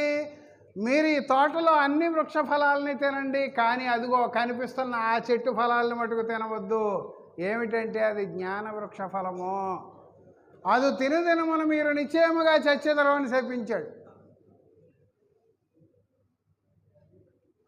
ఇది ఎందుకు చెబుతున్నానంటే, వాళ్ళిద్దరూ జ్ఞాన వృక్ష ఫలం తిన్న తర్వాత వాళ్ళకి తెలివి వచ్చినట్టుగా బైబిల్ చెప్పింది. ఆ పని చేయడం ద్వారా వాళ్ళు పాపం చేశారని చెప్పి కూడా బైబిల్ చెబుతుంది. తాను తినొద్దని చెప్పినటువంటి పండుని ఆదాము హవ్వ తిన్నారు కాబట్టి దేవుడు వాళ్ళని శపించాడు. ఏమని శపించాడు బైబిల్లో? నేను తినవద్దని చెప్పిన జ్ఞాన వృక్ష ఫలమును మీరు తిన్నారు కాబట్టి నీవు కష్టపడి చెమటోడ్చి నీ ఫలసాయమును పొందుదువు, నీకు ఉచితముగా ఆహారము దొరకదని పురుషుణ్ణి శపించాడు. స్త్రీనేమి శపించాడు? నీ ప్రసవ వేదనను నేను హెచ్చించదను, మిక్కిలి ప్రయాసపడి బిడ్డలను కందువు అని చెప్పి శపించాడు. దేవుడు ఆ రకంగా శపించిన కారణంగానే ఆడవాళ్ళకి ప్రసవ వేదన ఉంది అని చెప్పి క్రైస్తవులు వందల సంవత్సరాల పాటు విశ్వసించారు. 1840 ప్రాంతాల్లో సింప్సన్ మత్తుమందును కనుక్కున్న తర్వాత ఆపరేషన్ల సమయంలో నొప్పి తెలియకుండా మత్తుమందును వాడడానికి అవకాశం ఉంది, కానీ స్త్రీలకు ప్రసవ సమయంలో మటుకు వాడడానికి వీల్లేదని చెప్పి క్రైస్తవ మత గురువులు ఆంక్షలు పెట్టారు. అదేమిటయ్యా, వాళ్ళకి నొప్పి తెలియకుండా ఉండడానికి మత్తుమందు ఉనికిలోకి వచ్చినప్పటికీ కూడా వాళ్ళకి అందుబాటులోకి తేవకపోవడం అన్యాయం అని చెప్పి అంటే వాళ్ళు ఏం చెప్పారు? పాత నిబంధనలోనే దేవుడు మత్తుమందు వాడాడు, ఆ మత్తుమందు పురుషుడి కోసం మాత్రమే తయారు చేశాడు, స్త్రీల కోసం కాదు. ఎందుకు అంటే దేవుడైన యెహోవా ఆదామునకు గాఢ నిద్ర కలిగజేసి అతని పక్కటెముక నుండి ఒక ఎముకను తీసి ఆ ఎముకతో ఒక స్త్రీని తయారు చేశాను. నరు నుండి తీయబడింది కాబట్టి ఆమె నారి అని పిలువబడను, వారిద్దరూ ఏక శరీరులై ఉందురు అని చెప్పి ఆదికాండం చెబుతుంది. ఆదాముకు గాఢ నిద్ర కలిగజేసి అతని పక్కటెముకను తీసినా అతనికి నొప్పి తెలియలేదంటే మత్తుమందు దేవుడు ముందుగా మగాడికే వాడాడు, ఆడవాళ్ళకి వాడడం ఆయనకి ఇష్టం లేదండి. అందుకని చెప్పి ప్రసవ సమయంలో మత్తుమందు వాడడానికి వీలు లేదని చెప్పి క్రైస్తవులు చెబితే 1841-42 ప్రాంతాల్లో ఇంగ్లాండ్ మహారాణి గారికి ప్రసవ సమయంలో మొట్టమొదటిసారి మత్తుమందు వాడకానికి మత గురువులు ఆమోదం తెలియజేశారు. ఎందుకని? ఆవిడ సుప్రీం కాబట్టి ఆ దేశానికి, ఆవిడ అందరికీ మహారాణి కాబట్టి ఆవిడకి ఎగ్జామ్షన్ ఇచ్చారు. మత్తుమందు వాడిన కారణంగా ప్రసవ నొప్పులు అంటే ఏమిటో తెలియకుండా బిడ్డను కన్నటువంటి ఇంగ్లాండ్ మహారాణి గారు ఇలాంటి అవకాశం ఉండగా మిగతా స్త్రీలందరికీ దీన్ని నిరాకరించడం చాలా అన్యాయం, ఆడవాళ్ళందరికీ ప్రసవ సమయంలో మత్తుమందు వాడడానికి నేను ఆమోద ముద్ర వేస్తున్నాను అని చెప్పి ఆవిడ ఒక ప్రకటన జారీ చేసిన తర్వాత మాత్రమే ఇతర ఆడవాళ్ళకి వాడడానికి అవకాశం ఇచ్చారు. మనందరం మతాన్ని సమర్థించుకోవాలంటే ముందుగా చెప్పేది ఏమిటి? అదేమిటండి, మీరు ఏదో ఒక దైవాన్ని మనం నమ్ముతున్న కారణంగానే ప్రపంచంలో ఈ మాత్రమైన నీతి న్యాయం ఉన్నాయి, అసలు దేవుడు లేడంటే ఎవడికి తోచినట్టు వాడు ప్రవర్తిస్తాడు కదా అని చెప్పి కొంతమంది మన దగ్గర వెటకారంగా చర్చకు వస్తూ ఉంటారు. మీకు ఎప్పుడైనా అనుభవం అయిందా ఇది? ఇంతవరకు మీరు అసలు దేవుడు లేడన్న చర్చలోకే ఇప్పుడు వెళ్ళలేదు.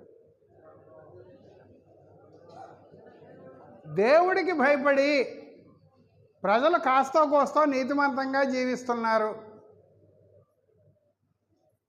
దేవుడే లేడని చెబితే అసలు సమాజం అంతా అవినీతి, అన్యాయం, అధర్మంతో నిండిపోదా అని చెప్పి ఒక ప్రశ్న వేస్తారు. దీనికి చక్కటి ఉదాహరణ క్రైస్తవంలో దొరుకుతుంది మనకి. ఏమిటి? క్రైస్తవులు 15వ శతాబ్దిలో, ఇవాళ ఉన్న పాలకులు కూడా వాళ్ళకి తీసుకట్టే వాళ్ళ ముందు, 15వ శతాబ్దిలో వాటికన్ సిటీ ఏం చేసింది? పాప పరిహార పత్రాలను విక్రయించడం ప్రారంభించింది.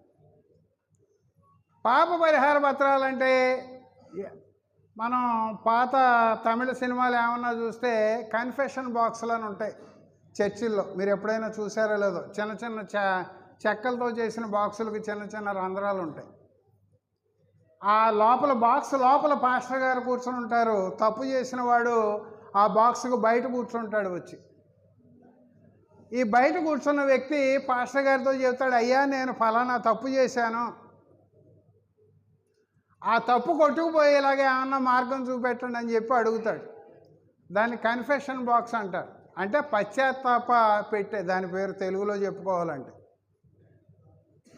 ఈ పాస్టర్ గారి దగ్గరికి వెళ్ళినప్పుడు ఇక్కడ యువతలు కూర్చున్న భక్తుడు, అయ్యా నేను ఈవేళ ఒక జేబు దొంగతనం చేశాను, వారం రోజుల నుంచి నాకు తినడానికి ఏమీ లేదు, తప్పనిసరి పరిస్థితుల్లో ఎవరిదో జేబు కొట్టేశాను, మరి ఈ పాపం కొట్టుకుపోయేలాగా మీరు ఏదైనా మార్గం చూపెట్టండి అంటే, నాయన $2 కట్టి పాప పరిహార పత్రం తీసుకుని వెళ్ళిన ఆయన అంటాడు. అంటే అది పాపం కొట్టుకుపోవడానికి రసీదు అనమాట.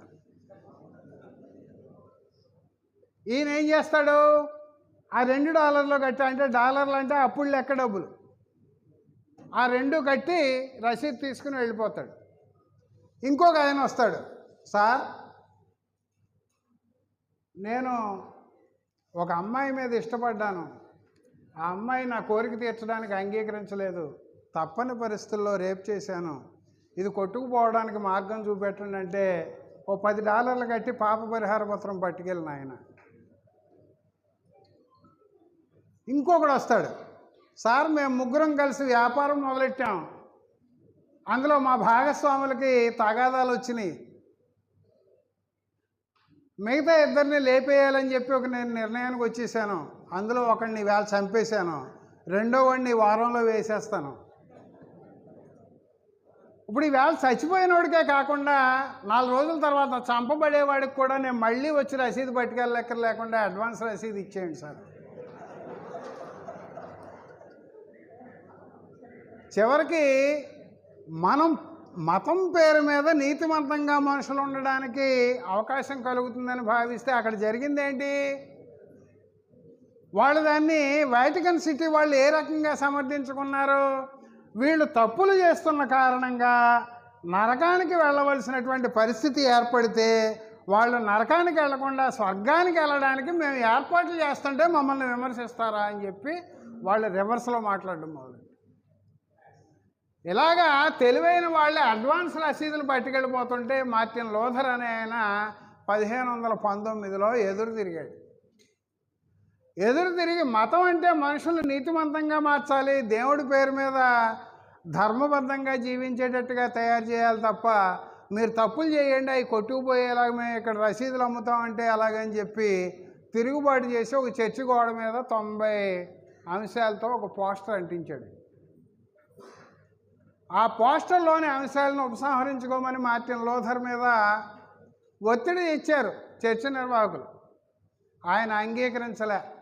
మార్టిన్ లూథర్కి సపోర్టు పెరిగితే 1521లో అతన్ని చర్చి నుంచి బహిష్కరించారు. మార్టిన్ లూథర్ అప్పటికి ఉన్నటువంటి రోమన్ క్యాథలిక్ చర్చిని ప్రొటెస్ట్ చేసి అంటే వ్యతిరేకించి వాళ్ళ మీద ఎదురుదాడి చేసి వాళ్ళ చేత బహిష్కరణకు గురి కాబడ్డాడు. కాబట్టి మార్టిన్ లూథర్ బయటకు వచ్చి పెట్టినటువంటి శాఖల్ని ప్రొటెస్టెంట్ శాఖలు అన్నారు. మార్టిన్ లూథర్ బయటకు వచ్చిన తర్వాత ఏం చేశాడు? రోమన్ క్యాథలిక్ బైబిల్లో ఉన్నటువంటి 73 పుస్తకాల్లో 7 పుస్తకాలను తీసి అవతలకు పడేసి ఆయన 66 పుస్తకాలతో కొత్త బైబిల్ తయారు చేశాడు. అదే ఇప్పుడు మనం చూస్తున్న పరిశుద్ధ బైబిల్. 1521కి ముందు ఈ పరిశుద్ధ బైబిల్ లేదు. అందువల్ల చరిత్ర మాట్లాడుకోవడం వస్తే అసలు చరిత్రలో సైన్స్కు చేసినంత అపకారం క్రైస్తవం చేసినట్టుగా ఇంకే మతం చేయలేదు. ఈవేళ వైద్యశాస్త్రం ఎంతో అభివృద్ధి చెందింది.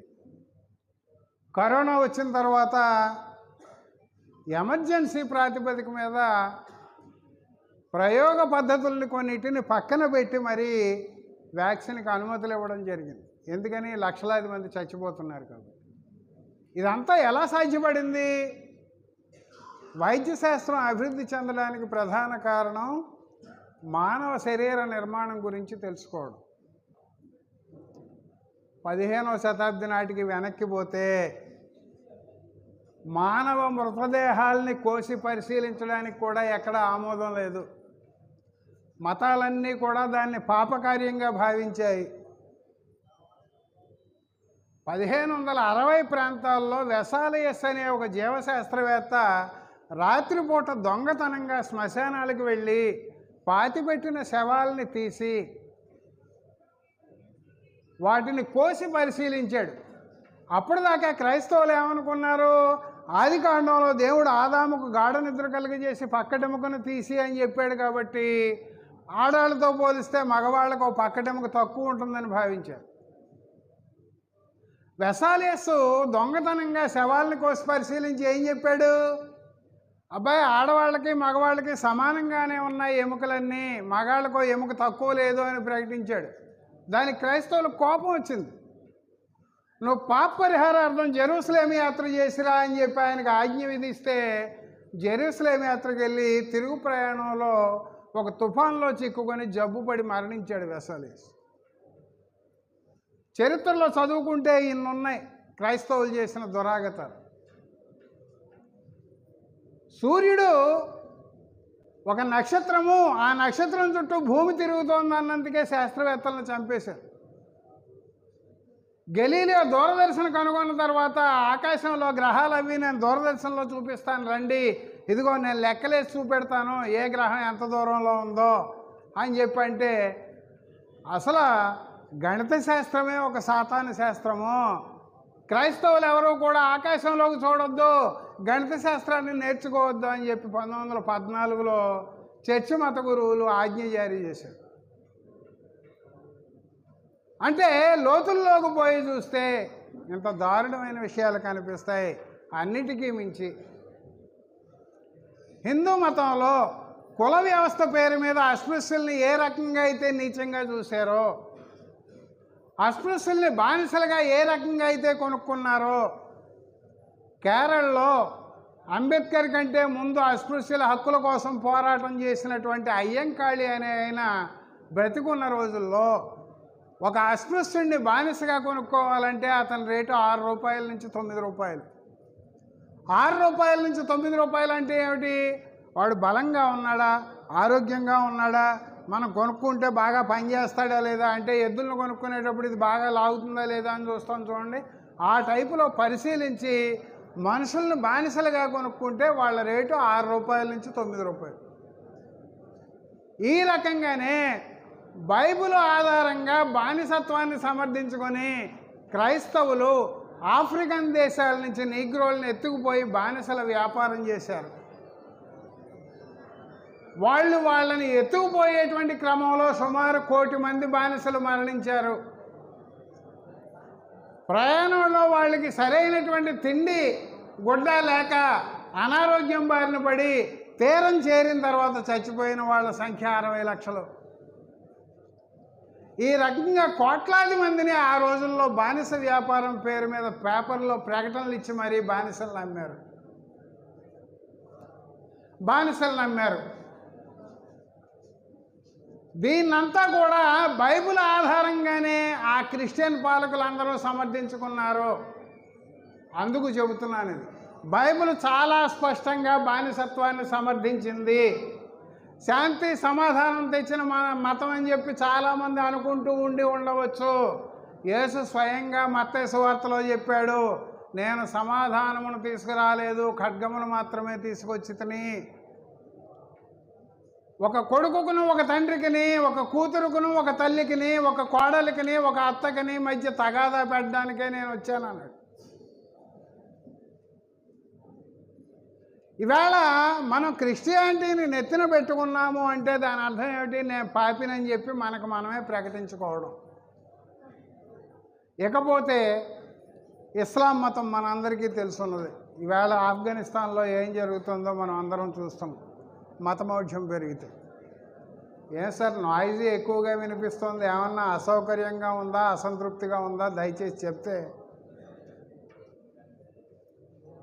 మీరు వినాలనుకుంటే దయచేసి సైలెంట్గా కూర్చోండి.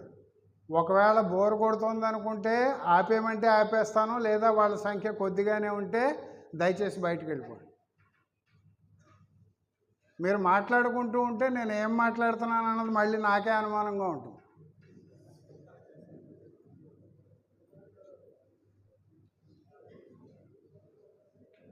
ఇస్లాం మీ అందరికీ తెలుసు, అది అన్ని మతాల కంటే చివరిలో వచ్చిన మతం. సాధారణంగా చరిత్రలో మనం వెనక్కిపోయిన కొలది ఏది ప్రాచీన మతం అయితే అందులో ఎక్కువ అజ్ఞానం ఉండడానికి అవకాశం ఉంటుంది. చరిత్రలో చివరి మతమైనటువంటి ఇస్లాం ఈవేళ కరుడుగట్టిన మతంగా ప్రపంచానికి పరిచయం అవుతుంది. వాస్తవానికి ఇస్లాం పుట్టిన రోజుల్లో మహమ్మద్ ప్రవక్త సంస్కరణల మీదుగా ఇస్లాంని ఏర్పాటు చేశాడు. మీకు ఈ సమాచారం ఎక్కడా దొరకదమ్మా, పాఠ్య గ్రంథాల్లో దొరకదు. మీకు చాలామందికి తెలుసో లేదో, స్వాతంత్ర్యం వచ్చేదాకా భారతదేశంలో హిందూ మతంలో విడాకులకు అవకాశం లేదు. భర్త ఎంత మూర్ఖుడైనా, ఎంత జబ్బు మనిషి అయినా, ఎంత తిరుగుబోతైనా, కుష్ఠరోగైనా, తాగుబోతైనా, రోజు వచ్చి భార్యను తన్నుతున్నవాడైనా సంసారం చేయవలసిందే.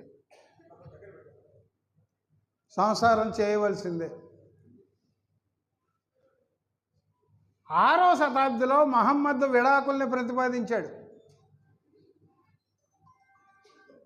ఆ రోజుల్లో ఆడపిల్ల పుడితే పుట్టగానే చంపేసే ఆచారం ఉండేది. ఆడపిల్లల్ని చంపొద్దు అని చెప్పి నిరోధించాడు. భర్తకు విడాకులు ఇచ్చిన తర్వాత ఆ ఆడపిల్లకు భరణం ఎంతో కొంత ఇవ్వాలని చెప్పి నిబంధన 6వ శతాబ్దంలో పెట్టాడు.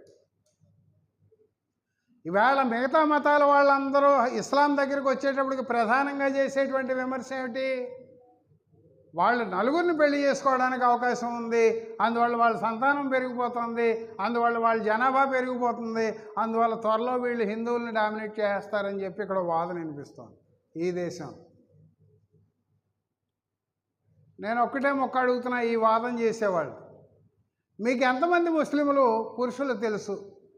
అందులో నలుగురిని చేసుకున్న వాళ్ళు ఎంతమంది తెలుసు? ఒక్కళ్ళైనా ఉన్నారా? ఇక్కడ చేతులు ఎత్తండి. ఈ దేశంలో జరిగిన సర్వే ప్రకారం బహుభార్యల సంఖ్య ముస్లింలతో పోలిస్తే హిందువుల్లోనే ఎక్కువ ఉంది. మనకి చాలామంది ముస్లిం ఫ్రెండ్స్ ఉన్నారు, వాళ్ళందరూ బహుభార్యలను చేసుకున్న వాళ్ళు కాదు. ఈవేళ ఒకవేళ ఒక్కొక్కరు నలుగురిని చేసుకుందామన్న ఆ సంఖ్యలో అందుబాటులో ఆడపిల్లలు లేరు భారతదేశంలో. ఆ విషయాన్ని కూడా మనం గుర్తుపెట్టుకోవాలి. చేసుకోవడానికి హక్కు ఉన్నప్పటికీ కూడా దానికి కూడా కొన్ని పరిమితులు ఉన్నాయి అక్కడ. ఈ పరిమితుల్ని 6వ శతాబ్దిలో మహమ్మద్ ప్రవక్త ఏర్పాటు చేశాడు. ఆ రోజుల్లో అవి ఎడారి ప్రాంతాలు కాబట్టి ఇప్పుడు ఉన్నట్టుగా ఆయిల్ నిక్షేపాలు అప్పుడు కనుగొనలేదు కాబట్టి అక్కడ ఉన్నవాళ్ళు బతకడానికే కష్టంగా ఉన్నటువంటి స్థితిలో గుంపులుగా సంచార జీవనం సాగించేవారు ఆ రోజుల్లో, మహమ్మద్ బ్రతికున్న రోజులు. జీవన పోరాటంలో భాగంగా ఒక గుంపుకి మరో గుంపుకి మధ్య యుద్ధాలు జరిగేవి. యుద్ధాల్లో మగవాళ్ళు చచ్చిపోతే చచ్చిపోయిన వాళ్ళ భార్యలను గెలిచిన వాళ్ళందరూ స్వీకరించేవారు. అందువల్ల ఒక పురుషుడు ఎంతమంది ఆడవాళ్ళనైనా పెళ్లి చేసుకోవచ్చు అనేటువంటి అవకాశం ఆ రోజుల్లో ఉండేది. అంతేకాదు, ఉదాహరణకు ఒక వ్యక్తికి 5గురు భార్యలు ఉన్నారనుకోండి. 5గురు భార్యలు ఉంటే ఆ వ్యక్తి కనుక చచ్చిపోతే ఆ వ్యక్తికి పుట్టినటువంటి బిడ్డలలో ఆ 5గురు భార్యల్లో తన కన్న తల్లిని కాకుండా మిగతా పిన్న తల్లుల్ని పెళ్లి చేసుకునేటువంటి హక్కు కూడా కొడుకులకు ఉండేది. మహమ్మద్ వచ్చి ఏం ఆంక్ష పెట్టాడు? నీకు పాలిచ్చి పెంచినటువంటి తల్లే కాకుండా నీ పినతల్లులను కూడా పెళ్లి చేసుకోవడానికి వీల్లేదు అని చెప్పి ఆంక్ష పెట్టాడు. అది కూడా ఎంతమందినైనా పెళ్లి చేసుకునేటువంటి అవకాశం ఉన్న రోజుల్లో నలుగురిని మించి చేసుకోవద్దని చెప్పి ఆంక్ష పెట్టాడు. కోర్స్ ఆ ఆంక్షని మహమ్మద్ ప్రవక్త ఆచరించలేదు. మొట్టమొదటి భార్య ఆయన కంటే బాగా పెద్దవిడైతే చివరి 11వ భార్య ఆయన కంటే బాగా చిన్నది. బాగా చిన్నదంటే 6 ఏళ్ల వయసులో పెళ్లి చేసుకున్నాడు. 9 ఏళ్ల వయసులో కాపురానికి తీసుకెళ్ళాడు. దౌర్భాగ్యం ఏంటంటే ఈవేళ భారతదేశంలో ముస్లింల అమ్మాయి 9 సంవత్సరాల వయసు నిండితే ముస్లిం వివాహ చట్టం ప్రకారం తల్లిదండ్రుల ఆమోదం ఉంటే పెళ్లి చేసుకోవచ్చు. మనందరం ఏమనుకుంటాం? ఈ దేశంలో పుట్టిన వాళ్ళకి మగాళ్ళకి 21, ఆడవాళ్ళకి 18 వివాహ వయసు ఉందని చెప్పి మనం అనుకుంటూ ఉంటాం. క్రైస్తవ వివాహ చట్టం ప్రకారం 12 ఏళ్ల నిండిన అమ్మాయి, ముస్లిం వివాహ చట్టం ప్రకారం 9 ఏళ్ళు నిండిన అమ్మాయి తల్లిదండ్రుల ఆమోదం ఉంటే పెళ్లి చేసుకుంటే ఈ దేశంలో నేరం కాదు. ఆ చట్టాలు ఎప్పుడు రాశారు? క్రైస్తవ వివాహ చట్టాన్ని 1872లో రాశారు. ముస్లిం వ్యక్తిగత శాసనాల చట్టాన్ని 1937లో రాశారు. అంటే ఆంగ్లేయులు పాలిస్తున్న కాలంలో ఇతర మతస్థులకు తీసుకొచ్చిన చట్టాలు ఈవేళ యథాతథంగా మనం అమలు చేస్తున్నాం.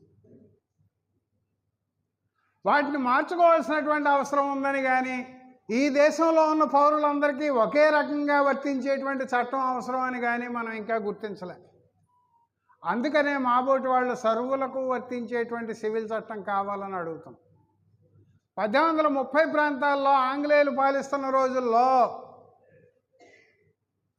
కామన్ క్రిమినల్ కోడ్ని తీసుకొచ్చారు వాళ్ళు.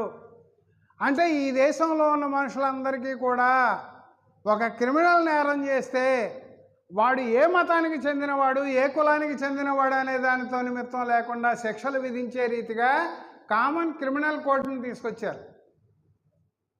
మనం రాసుకున్న రాజ్యాంగంలో ఆర్టికల్ 44లో ఈ దేశ ప్రజలందరికీ వర్తించే రీతిన సివిల్ చట్టాలు కావాలి అని చెప్పి అంబేద్కర్ గారు రాసి అన్నాళ్ళైందో ఒకసారి ఆలోచించు.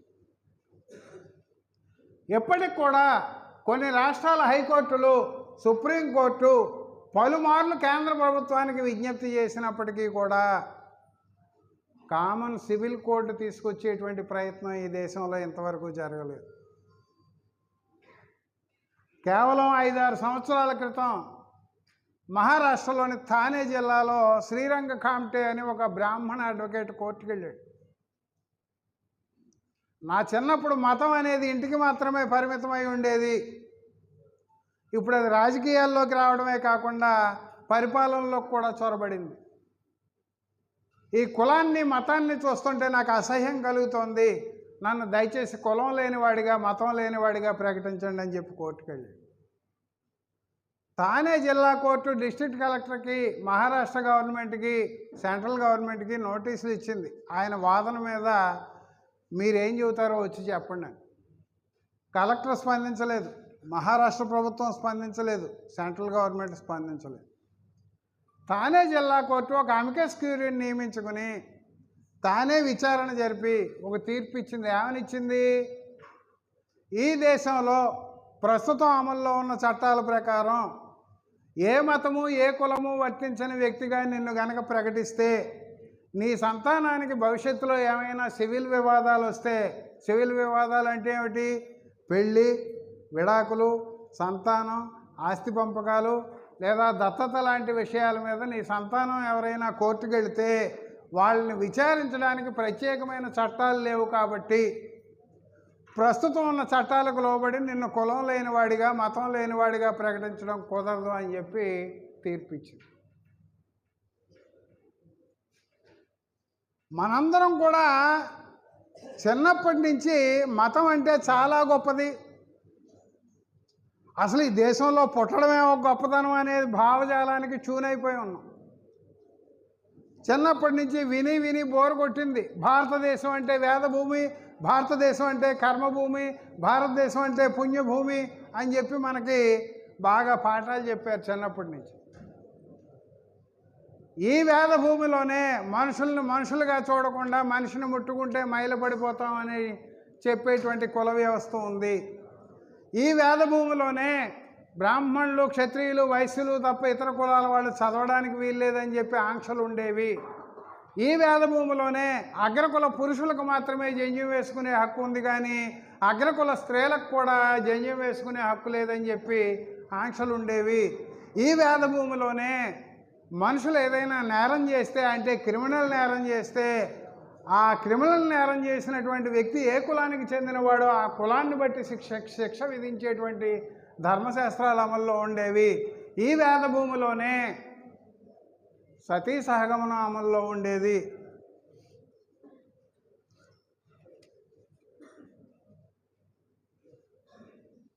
First bell కొట్టారండి.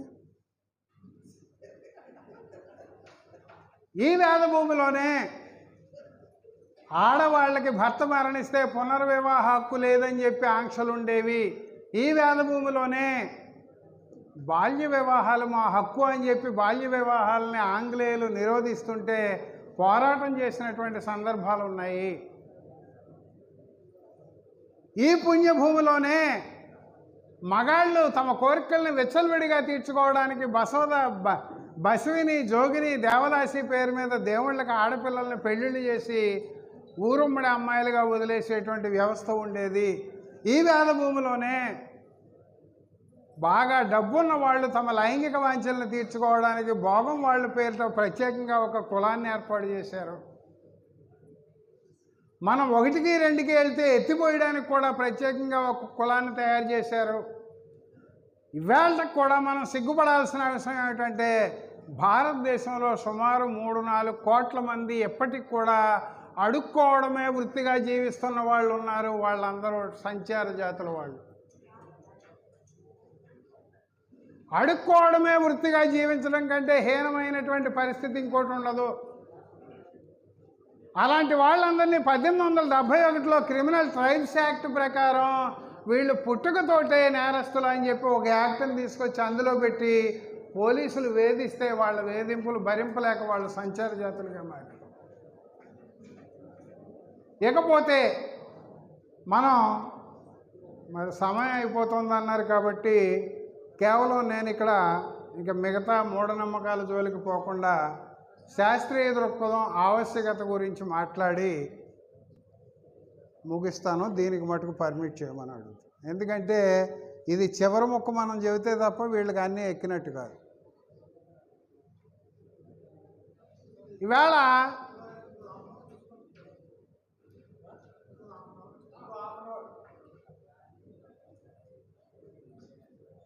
అయితే కొద్దిగా మూఢనమ్మకాల గురించి వివరించి మన జీవితంలో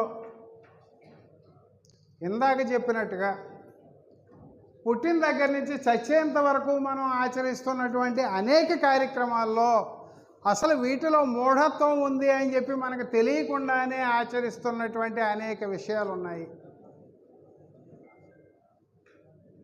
కొన్నింటిని మనం నమ్ముతున్నాం కాబట్టి వాటిని శాస్త్రీయము అనే ధోరణిలో మనం మాట్లాడుకుంటున్నాం. అంటే మూఢనమ్మకాల దగ్గరికి వచ్చేటప్పటికి 3 రకాల మూఢనమ్మకాలు కనిపిస్తాయి. అంటే మతంతో ప్రమేయం లేని మూఢనమ్మకాలు, అన్ని మతాల్లోనూ కనిపించేటువంటి మూఢనమ్మకాలు, ఏదో ఒక మతంలో ప్రత్యేకంగా కనిపించేటువంటి మూఢనమ్మకాలు. అసలు మతంతో ప్రమేయం లేని మూఢనమ్మకాలు ఏ రకంగా ఉంటాయి? ఉదాహరణకు ఒకటి చూద్దాం. మిత్రులు ఇక్కడ పరిటాల రవి గారి భార్య ఏ ఊరండి ఇప్పుడు ఉండేది? మనం ఎవరో కలిసే వెళ్ళాం. పరిటాల రవి గారిది ఏ ఊరండి?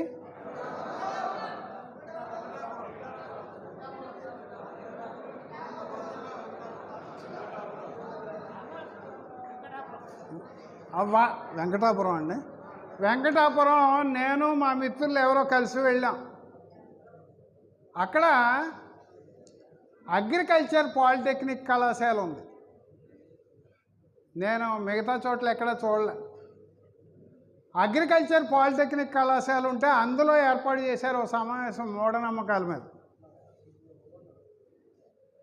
అది పాలిటెక్నిక్ కళాశాల ప్లస్ అగ్రికల్చర్ కాబట్టి అని చెప్పి మూఢనమ్మకాల సమస్య కాబట్టి ఒక ప్రశ్న వేసే అక్కడ ఉన్న అమ్మాయిలు, ఆడపిల్లలు ఎక్కువ మంది ఉన్నారన్న, వాళ్ళందరూ పైగా 10th క్లాస్లో 10/10 GPA వచ్చి మెరిట్లో పాలిటెక్నిక్ కాలేజీకి ఆ కాలేజీలో సీటు సంపాదించుకున్నవాళ్ళు. వాళ్ళని ఒక ప్రశ్న వేశా, హిందువులు చాన్నాళ్లుగా పండుగలు శుభకార్యాల సందర్భంగా మామిడి తోరణాలు కట్టడానికి వెనక శాస్త్రీయ ఆలోచన దృక్పథం ఉంది. వాళ్ళు ఏనాడో సైన్స్ను కనిపెట్టిన కారణంగానే మామిడి తోరణాలు కట్టడం జరుగుతోంది అని చెప్పి ప్రచారం చేస్తున్నారు. ఎందుకు అంటే మామిడి తోరణాలు కడితే ఆ మామిడాకులు వాతావరణంలో ఉండేటువంటి కార్బన్ డైఆక్సైడ్ని పీల్చుకుని ఆక్సిజన్ని రిలీజ్ చేస్తాయి కాబట్టి మా పూర్వీకులు ప్రత్యేకంగా సైంటిస్టులు ఆక్సిజన్ని కనుగొనక ముందే మామిడాకులు కొబ్బరాకులు కడితే మంచిదని చెప్పి ఎప్పుడో నిర్ణయానికి వచ్చారు. వాళ్ళ జ్ఞానం ఈవేళ ఆధునిక విజ్ఞానవేత్తల కంటే ఎక్కువ అని చెప్పి ప్రచారం చేస్తున్నారు అనేటువంటిది మనందరికీ తెలుసు.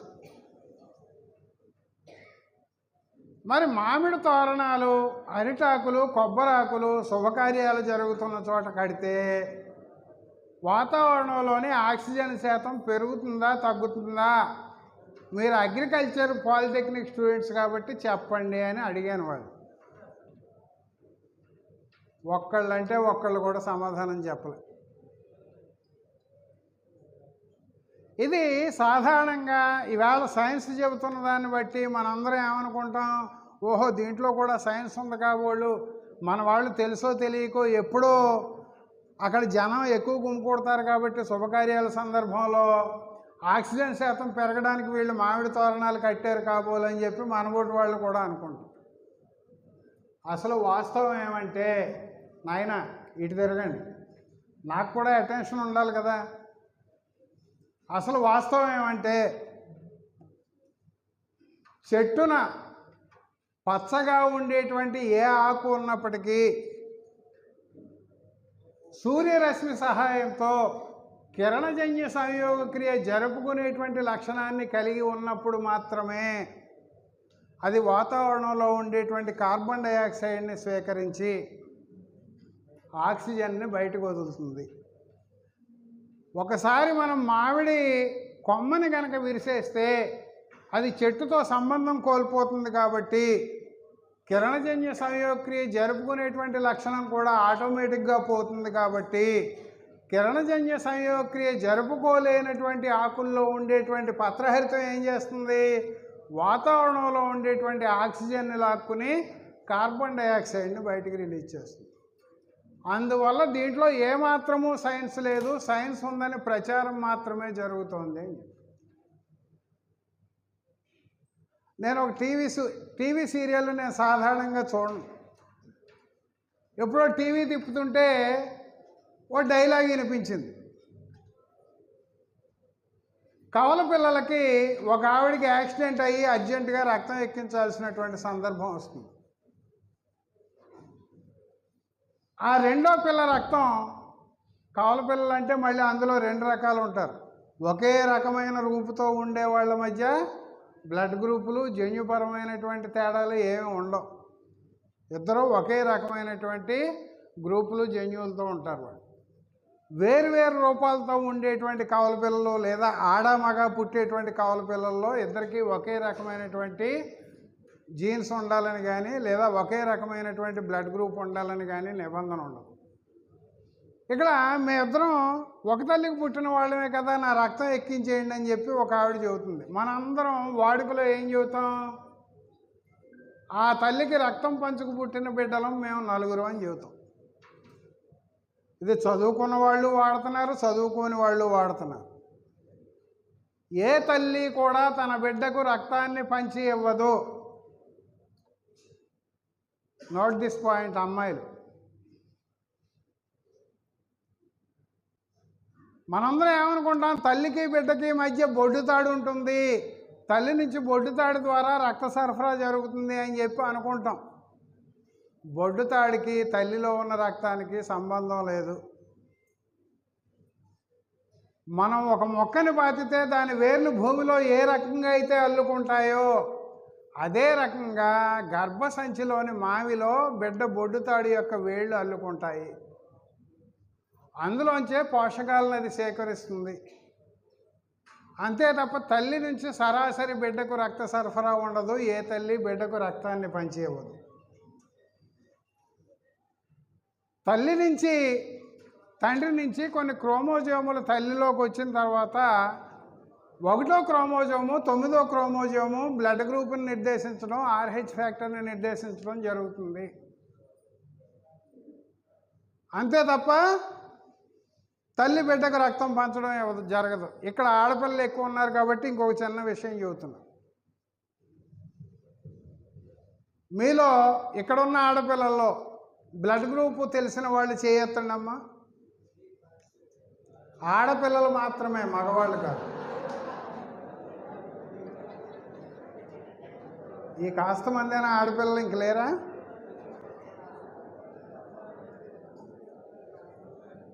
ఇందులో నెగిటివ్ గ్రూప్ ఉన్న వాళ్ళు ఎవరో ఒకసారి చేయొత్తండి.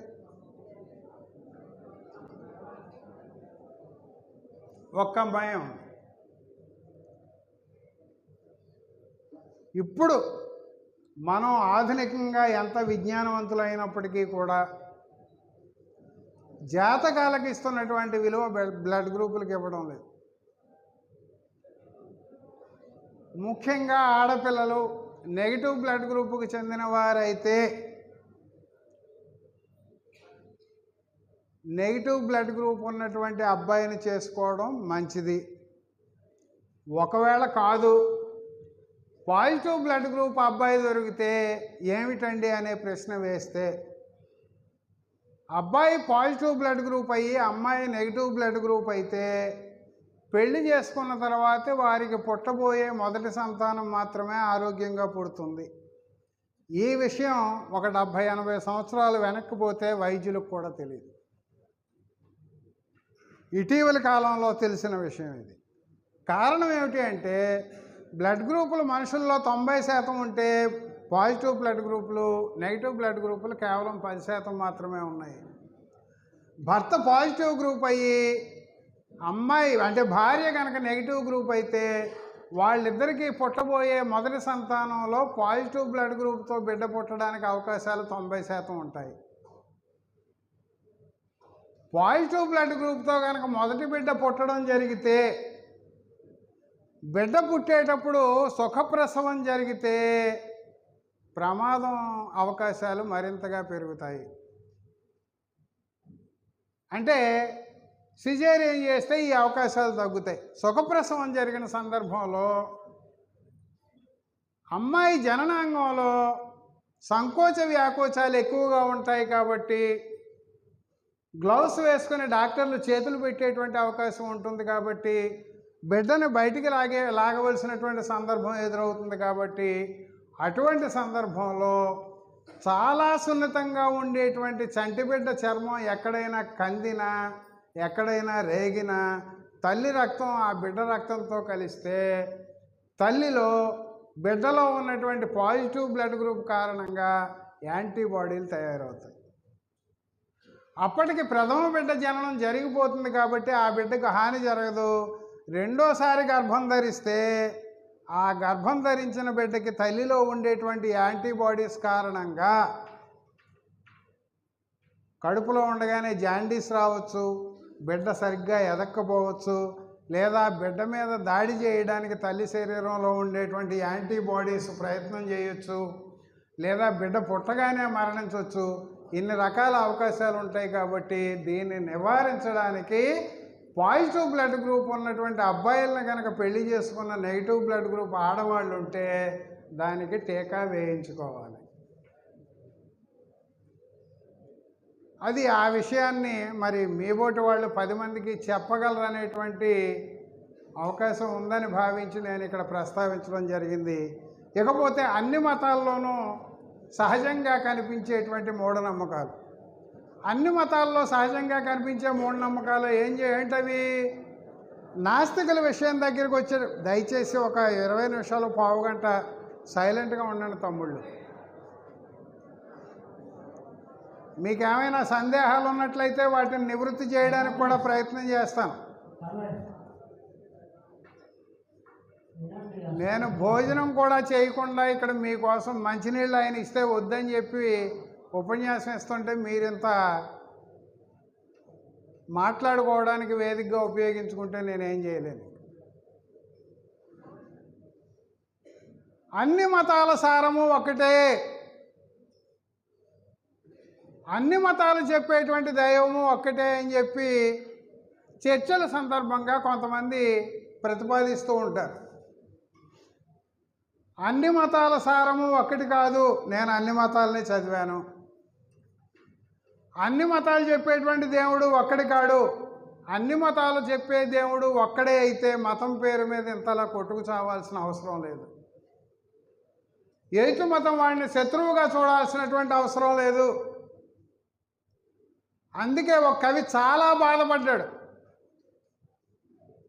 ఈ దేశంలో అసలు మనుషులు ఉన్నారా అని నాకు అనుమానం వస్తోంది. నువ్వెవరివని ప్రశ్నిస్తే నేను క్రిస్టియన్ననో, నేను ముస్లింననో, నేను హిందువుననో చెప్పేవాడే కానీ మనిషినని చెప్పేవాడు ఎవడో నాకు కనిపించట్లే. నువ్వెవడివని ప్రశ్నిస్తే నేను బ్రాహ్మణ్ణో, నేను క్షత్రియునో, నేను శూద్రుణ్ణో అని చెప్పేవాడే కానీ మనిషినని చెప్పేవాడు ఎవడో కనిపించట్లే. నువ్వెవడివని ప్రశ్నిస్తే నేను ఆంధ్ర వాడినో, నేను తెలంగాణ వాడినో, నేను రాయలసీమ వాడినో అని చెప్పేవాడే కానీ మనిషినని చెప్పేవాడు ఎవడో కనిపించట్లే. నువ్వెవడమని ప్రశ్నిస్తే నేను హిందీ మాట్లాడేవాడినో, నేను తెలుగు వాడినో, నేను అరబ్ వాడినో చెప్పేవాడే కానీ మనిషినని చెప్పేవాడు ఎవడో కనిపించట్లేదు. అసలు ఈ దేశంలో మనుషులు ఉన్నారా అని అడిగాడు. మనం పైకి మటుకు చెబుతాం అన్ని మతాల సారం ఒకటే, వేరు వేరు దారుల్లో వెళ్తున్నాయి తప్ప లక్ష్యం ఒకటే. ఆ దేవుళ్ళందరూ కూడా ఒకే దేవుడు ఉన్నాడు, కాకపోతే వేరు వేరు పేర్లతో పిలుస్తున్నారని చెప్పి పైకి మటుకు మనం నటిస్తాం. ఈ కబుర్లు చెప్పేవాడిని నీ ఇంట్లో ఉన్న వెంకటేశ్వర స్వామి ఫోటో తీసేసి యేసు పటం పెడతావా అని అడగండి, ఒప్పుకోడు. అల్లాకి రూపం ఉండదు కాబట్టి నీ ఇంట్లో ఉన్న దేవుళ్ళ విగ్రహాలన్నీ తీసేయి, రూపం లేని దేవుడిని కొలు అంటే ఎవడైనా ఒప్పుకుంటాడా? ఆఖరికి వేళ క్రైస్తవులు హిందువులు మా ప్రసాదం అని ఇస్తే అబ్బే మేము తినకూడదండి అంటున్నారు. ఈవేళ క్రైస్తవ స్త్రీలు బొట్టు ఎందుకు తీసేస్తున్నారు? అది హిందువుల ఆచారం కాబట్టి బొట్టు పెట్టుకోకూడదని చెప్పి మానేయమంటున్నారు పాస్టర్లు. అంతే తప్ప బైబిల్ మొత్తం మీద ఎక్కడా కూడా 66 పుస్తకాల్లో బొట్టు పెట్టొద్దన్న మాట ఎక్కడా లేదు. హిందువుల ఆచారం కాబట్టి పక్కన పెట్టమన్న వాళ్ళు అన్ని మతాలు ఒకటే అని ఎలా స్టేట్మెంట్లు ఇస్తారు? పైగా అన్ని మతాలు కూడా మనుషుల్ని ఏ రకంగా ప్రలోభ పెడుతున్నాయి? నువ్వు చేసినటువంటి పాపపుణ్యాల ఆధారంగా నీకు స్వర్గం నరకం లభిస్తాయి, నువ్వు ఇక్కడ కష్టాలు పడినప్పటికీ కూడా స్వర్గంలో నీకు అన్ని సుఖాలే ఉంటాయని చెప్పి ప్రతి మతము కూడా మనుషుల్ని మభ్యపెట్టింది. అందుకే అడుక్కోవడానికి వచ్చేవాడు కూడా మనలో ఉండేటువంటి ఆ బలహీనతను ఆధారం చేసుకునే పద్యాలు పాడతాడు. ధర్మం చేయి బాబు, ధర్మం చేయి, ధర్మం చేస్తే పుణ్యం వస్తుంది, పుణ్యం వస్తే స్వర్గం వస్తుంది, స్వర్గం వస్తే రంభాపూర్వశి సౌఖ్యం వస్తుంది. ఈయన ఏమనుకుంటాడో, ఒరే గుడ్డోడు భలే దొరికాడురా, ఇలాంటి దానం చేస్తేనే మనకు పుణ్యం వస్తుంది అనుకో. నిజంగా మనం మానవత్వం ఉన్నవాళ్ళమైతే ఏం ఆలోచించాలి? వాడు గుడ్డివాడు కాబట్టి, వాడు మనలాగా శ్రమపడి బతకలేడు కాబట్టి, సంపాదించేటువంటి శక్తి లేనివాడు కాబట్టి, సమాజంలో ఉన్న మనబోటి వాళ్ళు సాయం చేస్తేనే వాడు బతకగలడు అనేటువంటి స్వభావం మనకుంటే అది మానవత్వం అవుతుంది. వాడు గుడ్డివాడు కాబట్టి వాడికి దానం చేస్తేనే పుణ్యం ఎక్కువ వస్తుంది, వాడికి దానం చేస్తేనే మనకు స్వర్గంలో సీటు ఖరారు అవుతుందని చెప్పి అనుకున్నాము అంటే మనలో మతానికి సంబంధించినటువంటి స్వార్థం ఎక్కడో ప్రవేశించిందని అర్థం. అదే ఆడవాళ్ళకి ఏం చెబుతాడు? ధర్మం చేయి తల్లి, ధర్మం చేయి, ధర్మం చేస్తే పుణ్యం వస్తుంది, పుణ్యం వస్తే స్వర్గం వస్తుంది, స్వర్గం వస్తే నీకేమి వస్తుందో నాకు తెలియదు తల్లి, శాస్త్రుల వారిని అడుగుము తల్లి అంట. ఇవన్నీ రాసిన వాళ్ళు ఎవరు? మగవాళ్ళు. మగాళ్ళు రాశారు కాబట్టి వీళ్ళు చచ్చిపోతే రంభా ఊర్వశి మేనక కావాలి తప్ప వీళ్ళు చచ్చిపోయిన తర్వాత వీడి పెళ్ళం జోలికి మటుకు ఏ మగాడే వెళ్ళకూడదు. పోనీ అక్కడ ఏదో అసలు జరుగుతుందో లేదో తెలియదు కాబట్టి నువ్వు చచ్చిపోయాక అక్కడ ఇంద్రుడు ఉన్నాడమ్మా నీ కోసం అని చెప్పి ఓ మాట అనొచ్చు కదా, మనసు ఒప్పదు రాసిన వాడు. ఇది మతంతో సంబంధం లేకుండా కొన్ని, అన్ని మతాల్లోనూ కనిపించేటువంటి మూఢనమ్మకాలు కొన్ని, ఒకే మతానికి ప్రత్యేకంగా కనిపించేటువంటి మూఢనమ్మకాలు కొన్ని. ఇక హిందూ మతంలో ఉన్న మూఢనమ్మకాల గురించి నేను చెప్పాల్సి వస్తే ఆ జాబితా ఇప్పుడు అవ్వదు. అందువల్ల మీకు అందరికీ తెలుసు. అందువల్ల ఉదాహరణకి ఒకటి చెప్పమంటే చెప్తా, ఒకటి కానీ రెండు కానీ చిన్న చిన్నవి. పెళ్ళి ఒకటి, చావు ఒకటి, రెండు చెప్తా. పెళ్ళిలో భజంత్రీలను పెడతారు, బాజా భజంత్రీలు మనందరికీ తెలుసు. పురోహితుడు ఏదైనా ముఖ్యమైన తంతు జరుగుతున్నప్పుడు వాయించండి రా అంటాడు. ఇంక వీళ్ళు మొదలెడతారు, సీతారాముల కళ్యాణము చూతమురారండి. అక్కడ జరిగేదేమో వెంకన్న ఇంకో అమ్మాయి పెళ్ళి, వాళ్ళు సీతారాముల మ్యూజిక్ కొడతారు. అక్కడ వాళ్ళు భజంత్రీలు ఎందుకు వాయించమంటాడు ఈయన? ఏదైనా ముఖ్య ఘట్టం జరుగుతున్న సందర్భంలో అపశకునాలు ఏమైనా సంభవిస్తే, అంటే దగ్గడం, తుమ్మడం, ఏడవడం, ఎవరైనా పెద్దగా ఎవరినైనా కేకేయడం లాంటి అపశకునాలు ఏమైనా జరిగితే అవి ఎవరికీ వినిపించకుండా ఉండడం కోసం భజంత్రీలను వాయించమంటారు. పైగా అక్కడ వాడు మంత్రం చెబుతాడు, అనుహవం పరిహవం పరివాదం పరిక్షపం దుస్వప్నం దుర్దితం తద్విషభ్యోది శామ్యహం అని శకున మంత్రం చెబుతాడు. ఆ శకున మంత్రం అర్థం ఏమిటి? దగ్గడం, తుమ్మడం, ఏడవడం, ఆ పక్క నుంచి పిలవడం, వెనక నుంచి పిలవడం వంటి దుశ్శకనాలు ఏమైతే ఉన్నాయో అవి నాకు చెందకుండా నా విరోధి వర్గానికి చెందుగాక. ఇప్పుడు మనకు హాని జరగకుండా ఉండాలని కోరుకుంటే పర్వాలే. అక్కడ ఏం చెబుతాడు? నాకు చెందకూడదు, నా విరోధులందరూ ఈ శకనాలతో చచ్చిపోవాలి. వీటి అవసరం తప్పితే భజంత్రీల అవసరం లేదు. మా ఇద్దరు అబ్బాయిలకి పెళ్ళిళ్ళు చేశా. మత ప్రమేయం లేదు, కుల ప్రమేయం లేదు, బాజా భజంత్రీలు లేవు, ముహూర్తాలు లేవు. మనం మనుషులం కాబట్టి మనుషుల్లా ఆలోచించి చేసుకుంటే ఇటువంటి పాటించవలసినటువంటి అవసరం లేదు. చావులో ఒకటి చెబుతా. చచ్చిపోయిన తర్వాత దింపుడు కళ్యాణ ఆశ అని ఎప్పుడైనా పేరు వినుంటారు మీరు.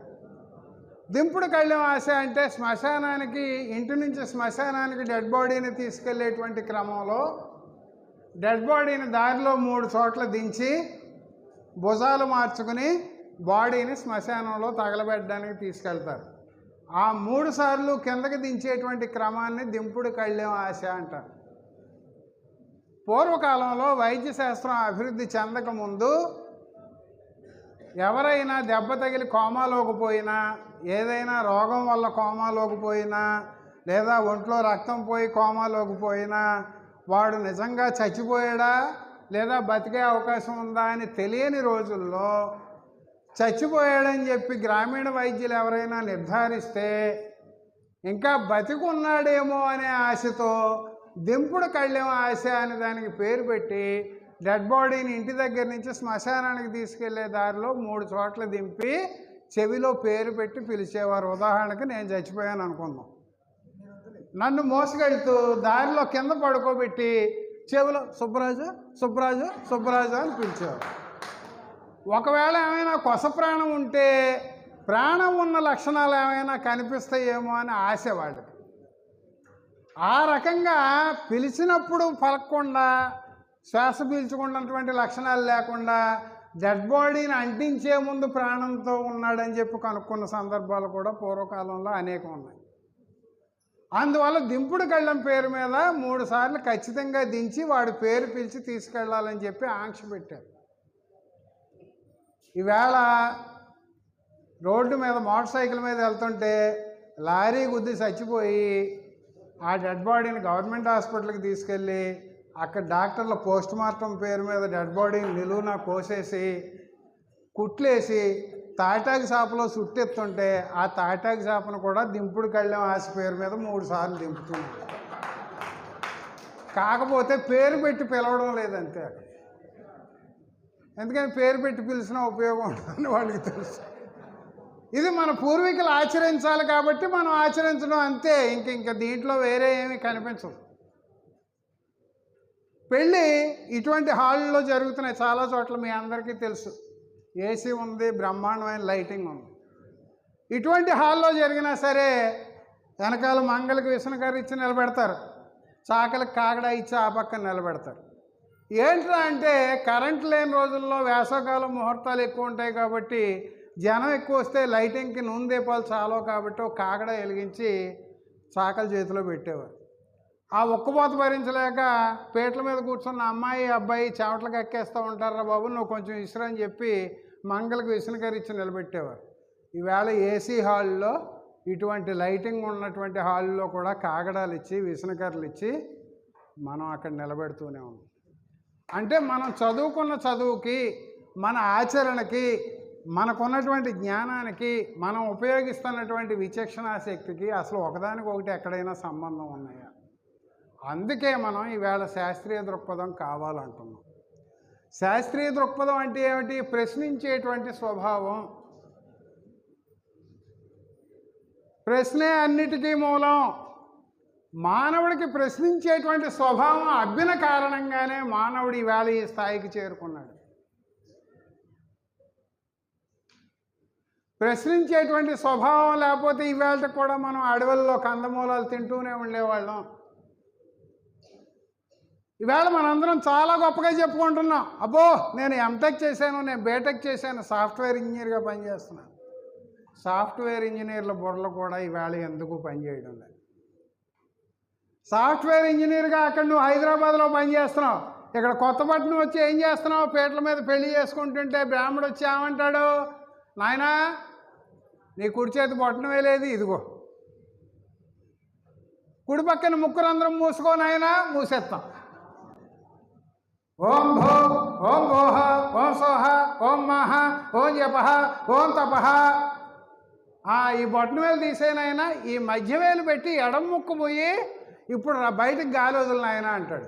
తస్వతురణ్యం భగ్గో దేవసి ధీమహి ధియో యోనో ప్రచోదయాత్ సోమ భోజ్యోతిరసమృతం బ్రహ్మభోర్భోత్సవరం. నాయన ఆ తామలపాకులతో కాసిన నీళ్లు తీసుకుని ఆ చెంబులో నీళ్లు తాగినాయన, తాగుతాం. ఆ తర్వాత ముక్కట్టుకొని ఆయన అంటాడు, పట్టుకుంటాం. చెవట్టుకొని ఆయన అంటాడు, పట్టుకుంటాం. అసలు ఎప్పుడైనా ఏ సాఫ్ట్వేర్ ఇంజనీర్ అయినా నేను పెళ్లి చేసుకోవడానికి, ముక్కట్టుకోవడానికి, తామలపాకులతో నీళ్లు తాగడానికి, చెవు పట్టుకోవడానికి సంబంధం ఉందా ఎవరైనా అడిగారా ఎప్పుడైనా?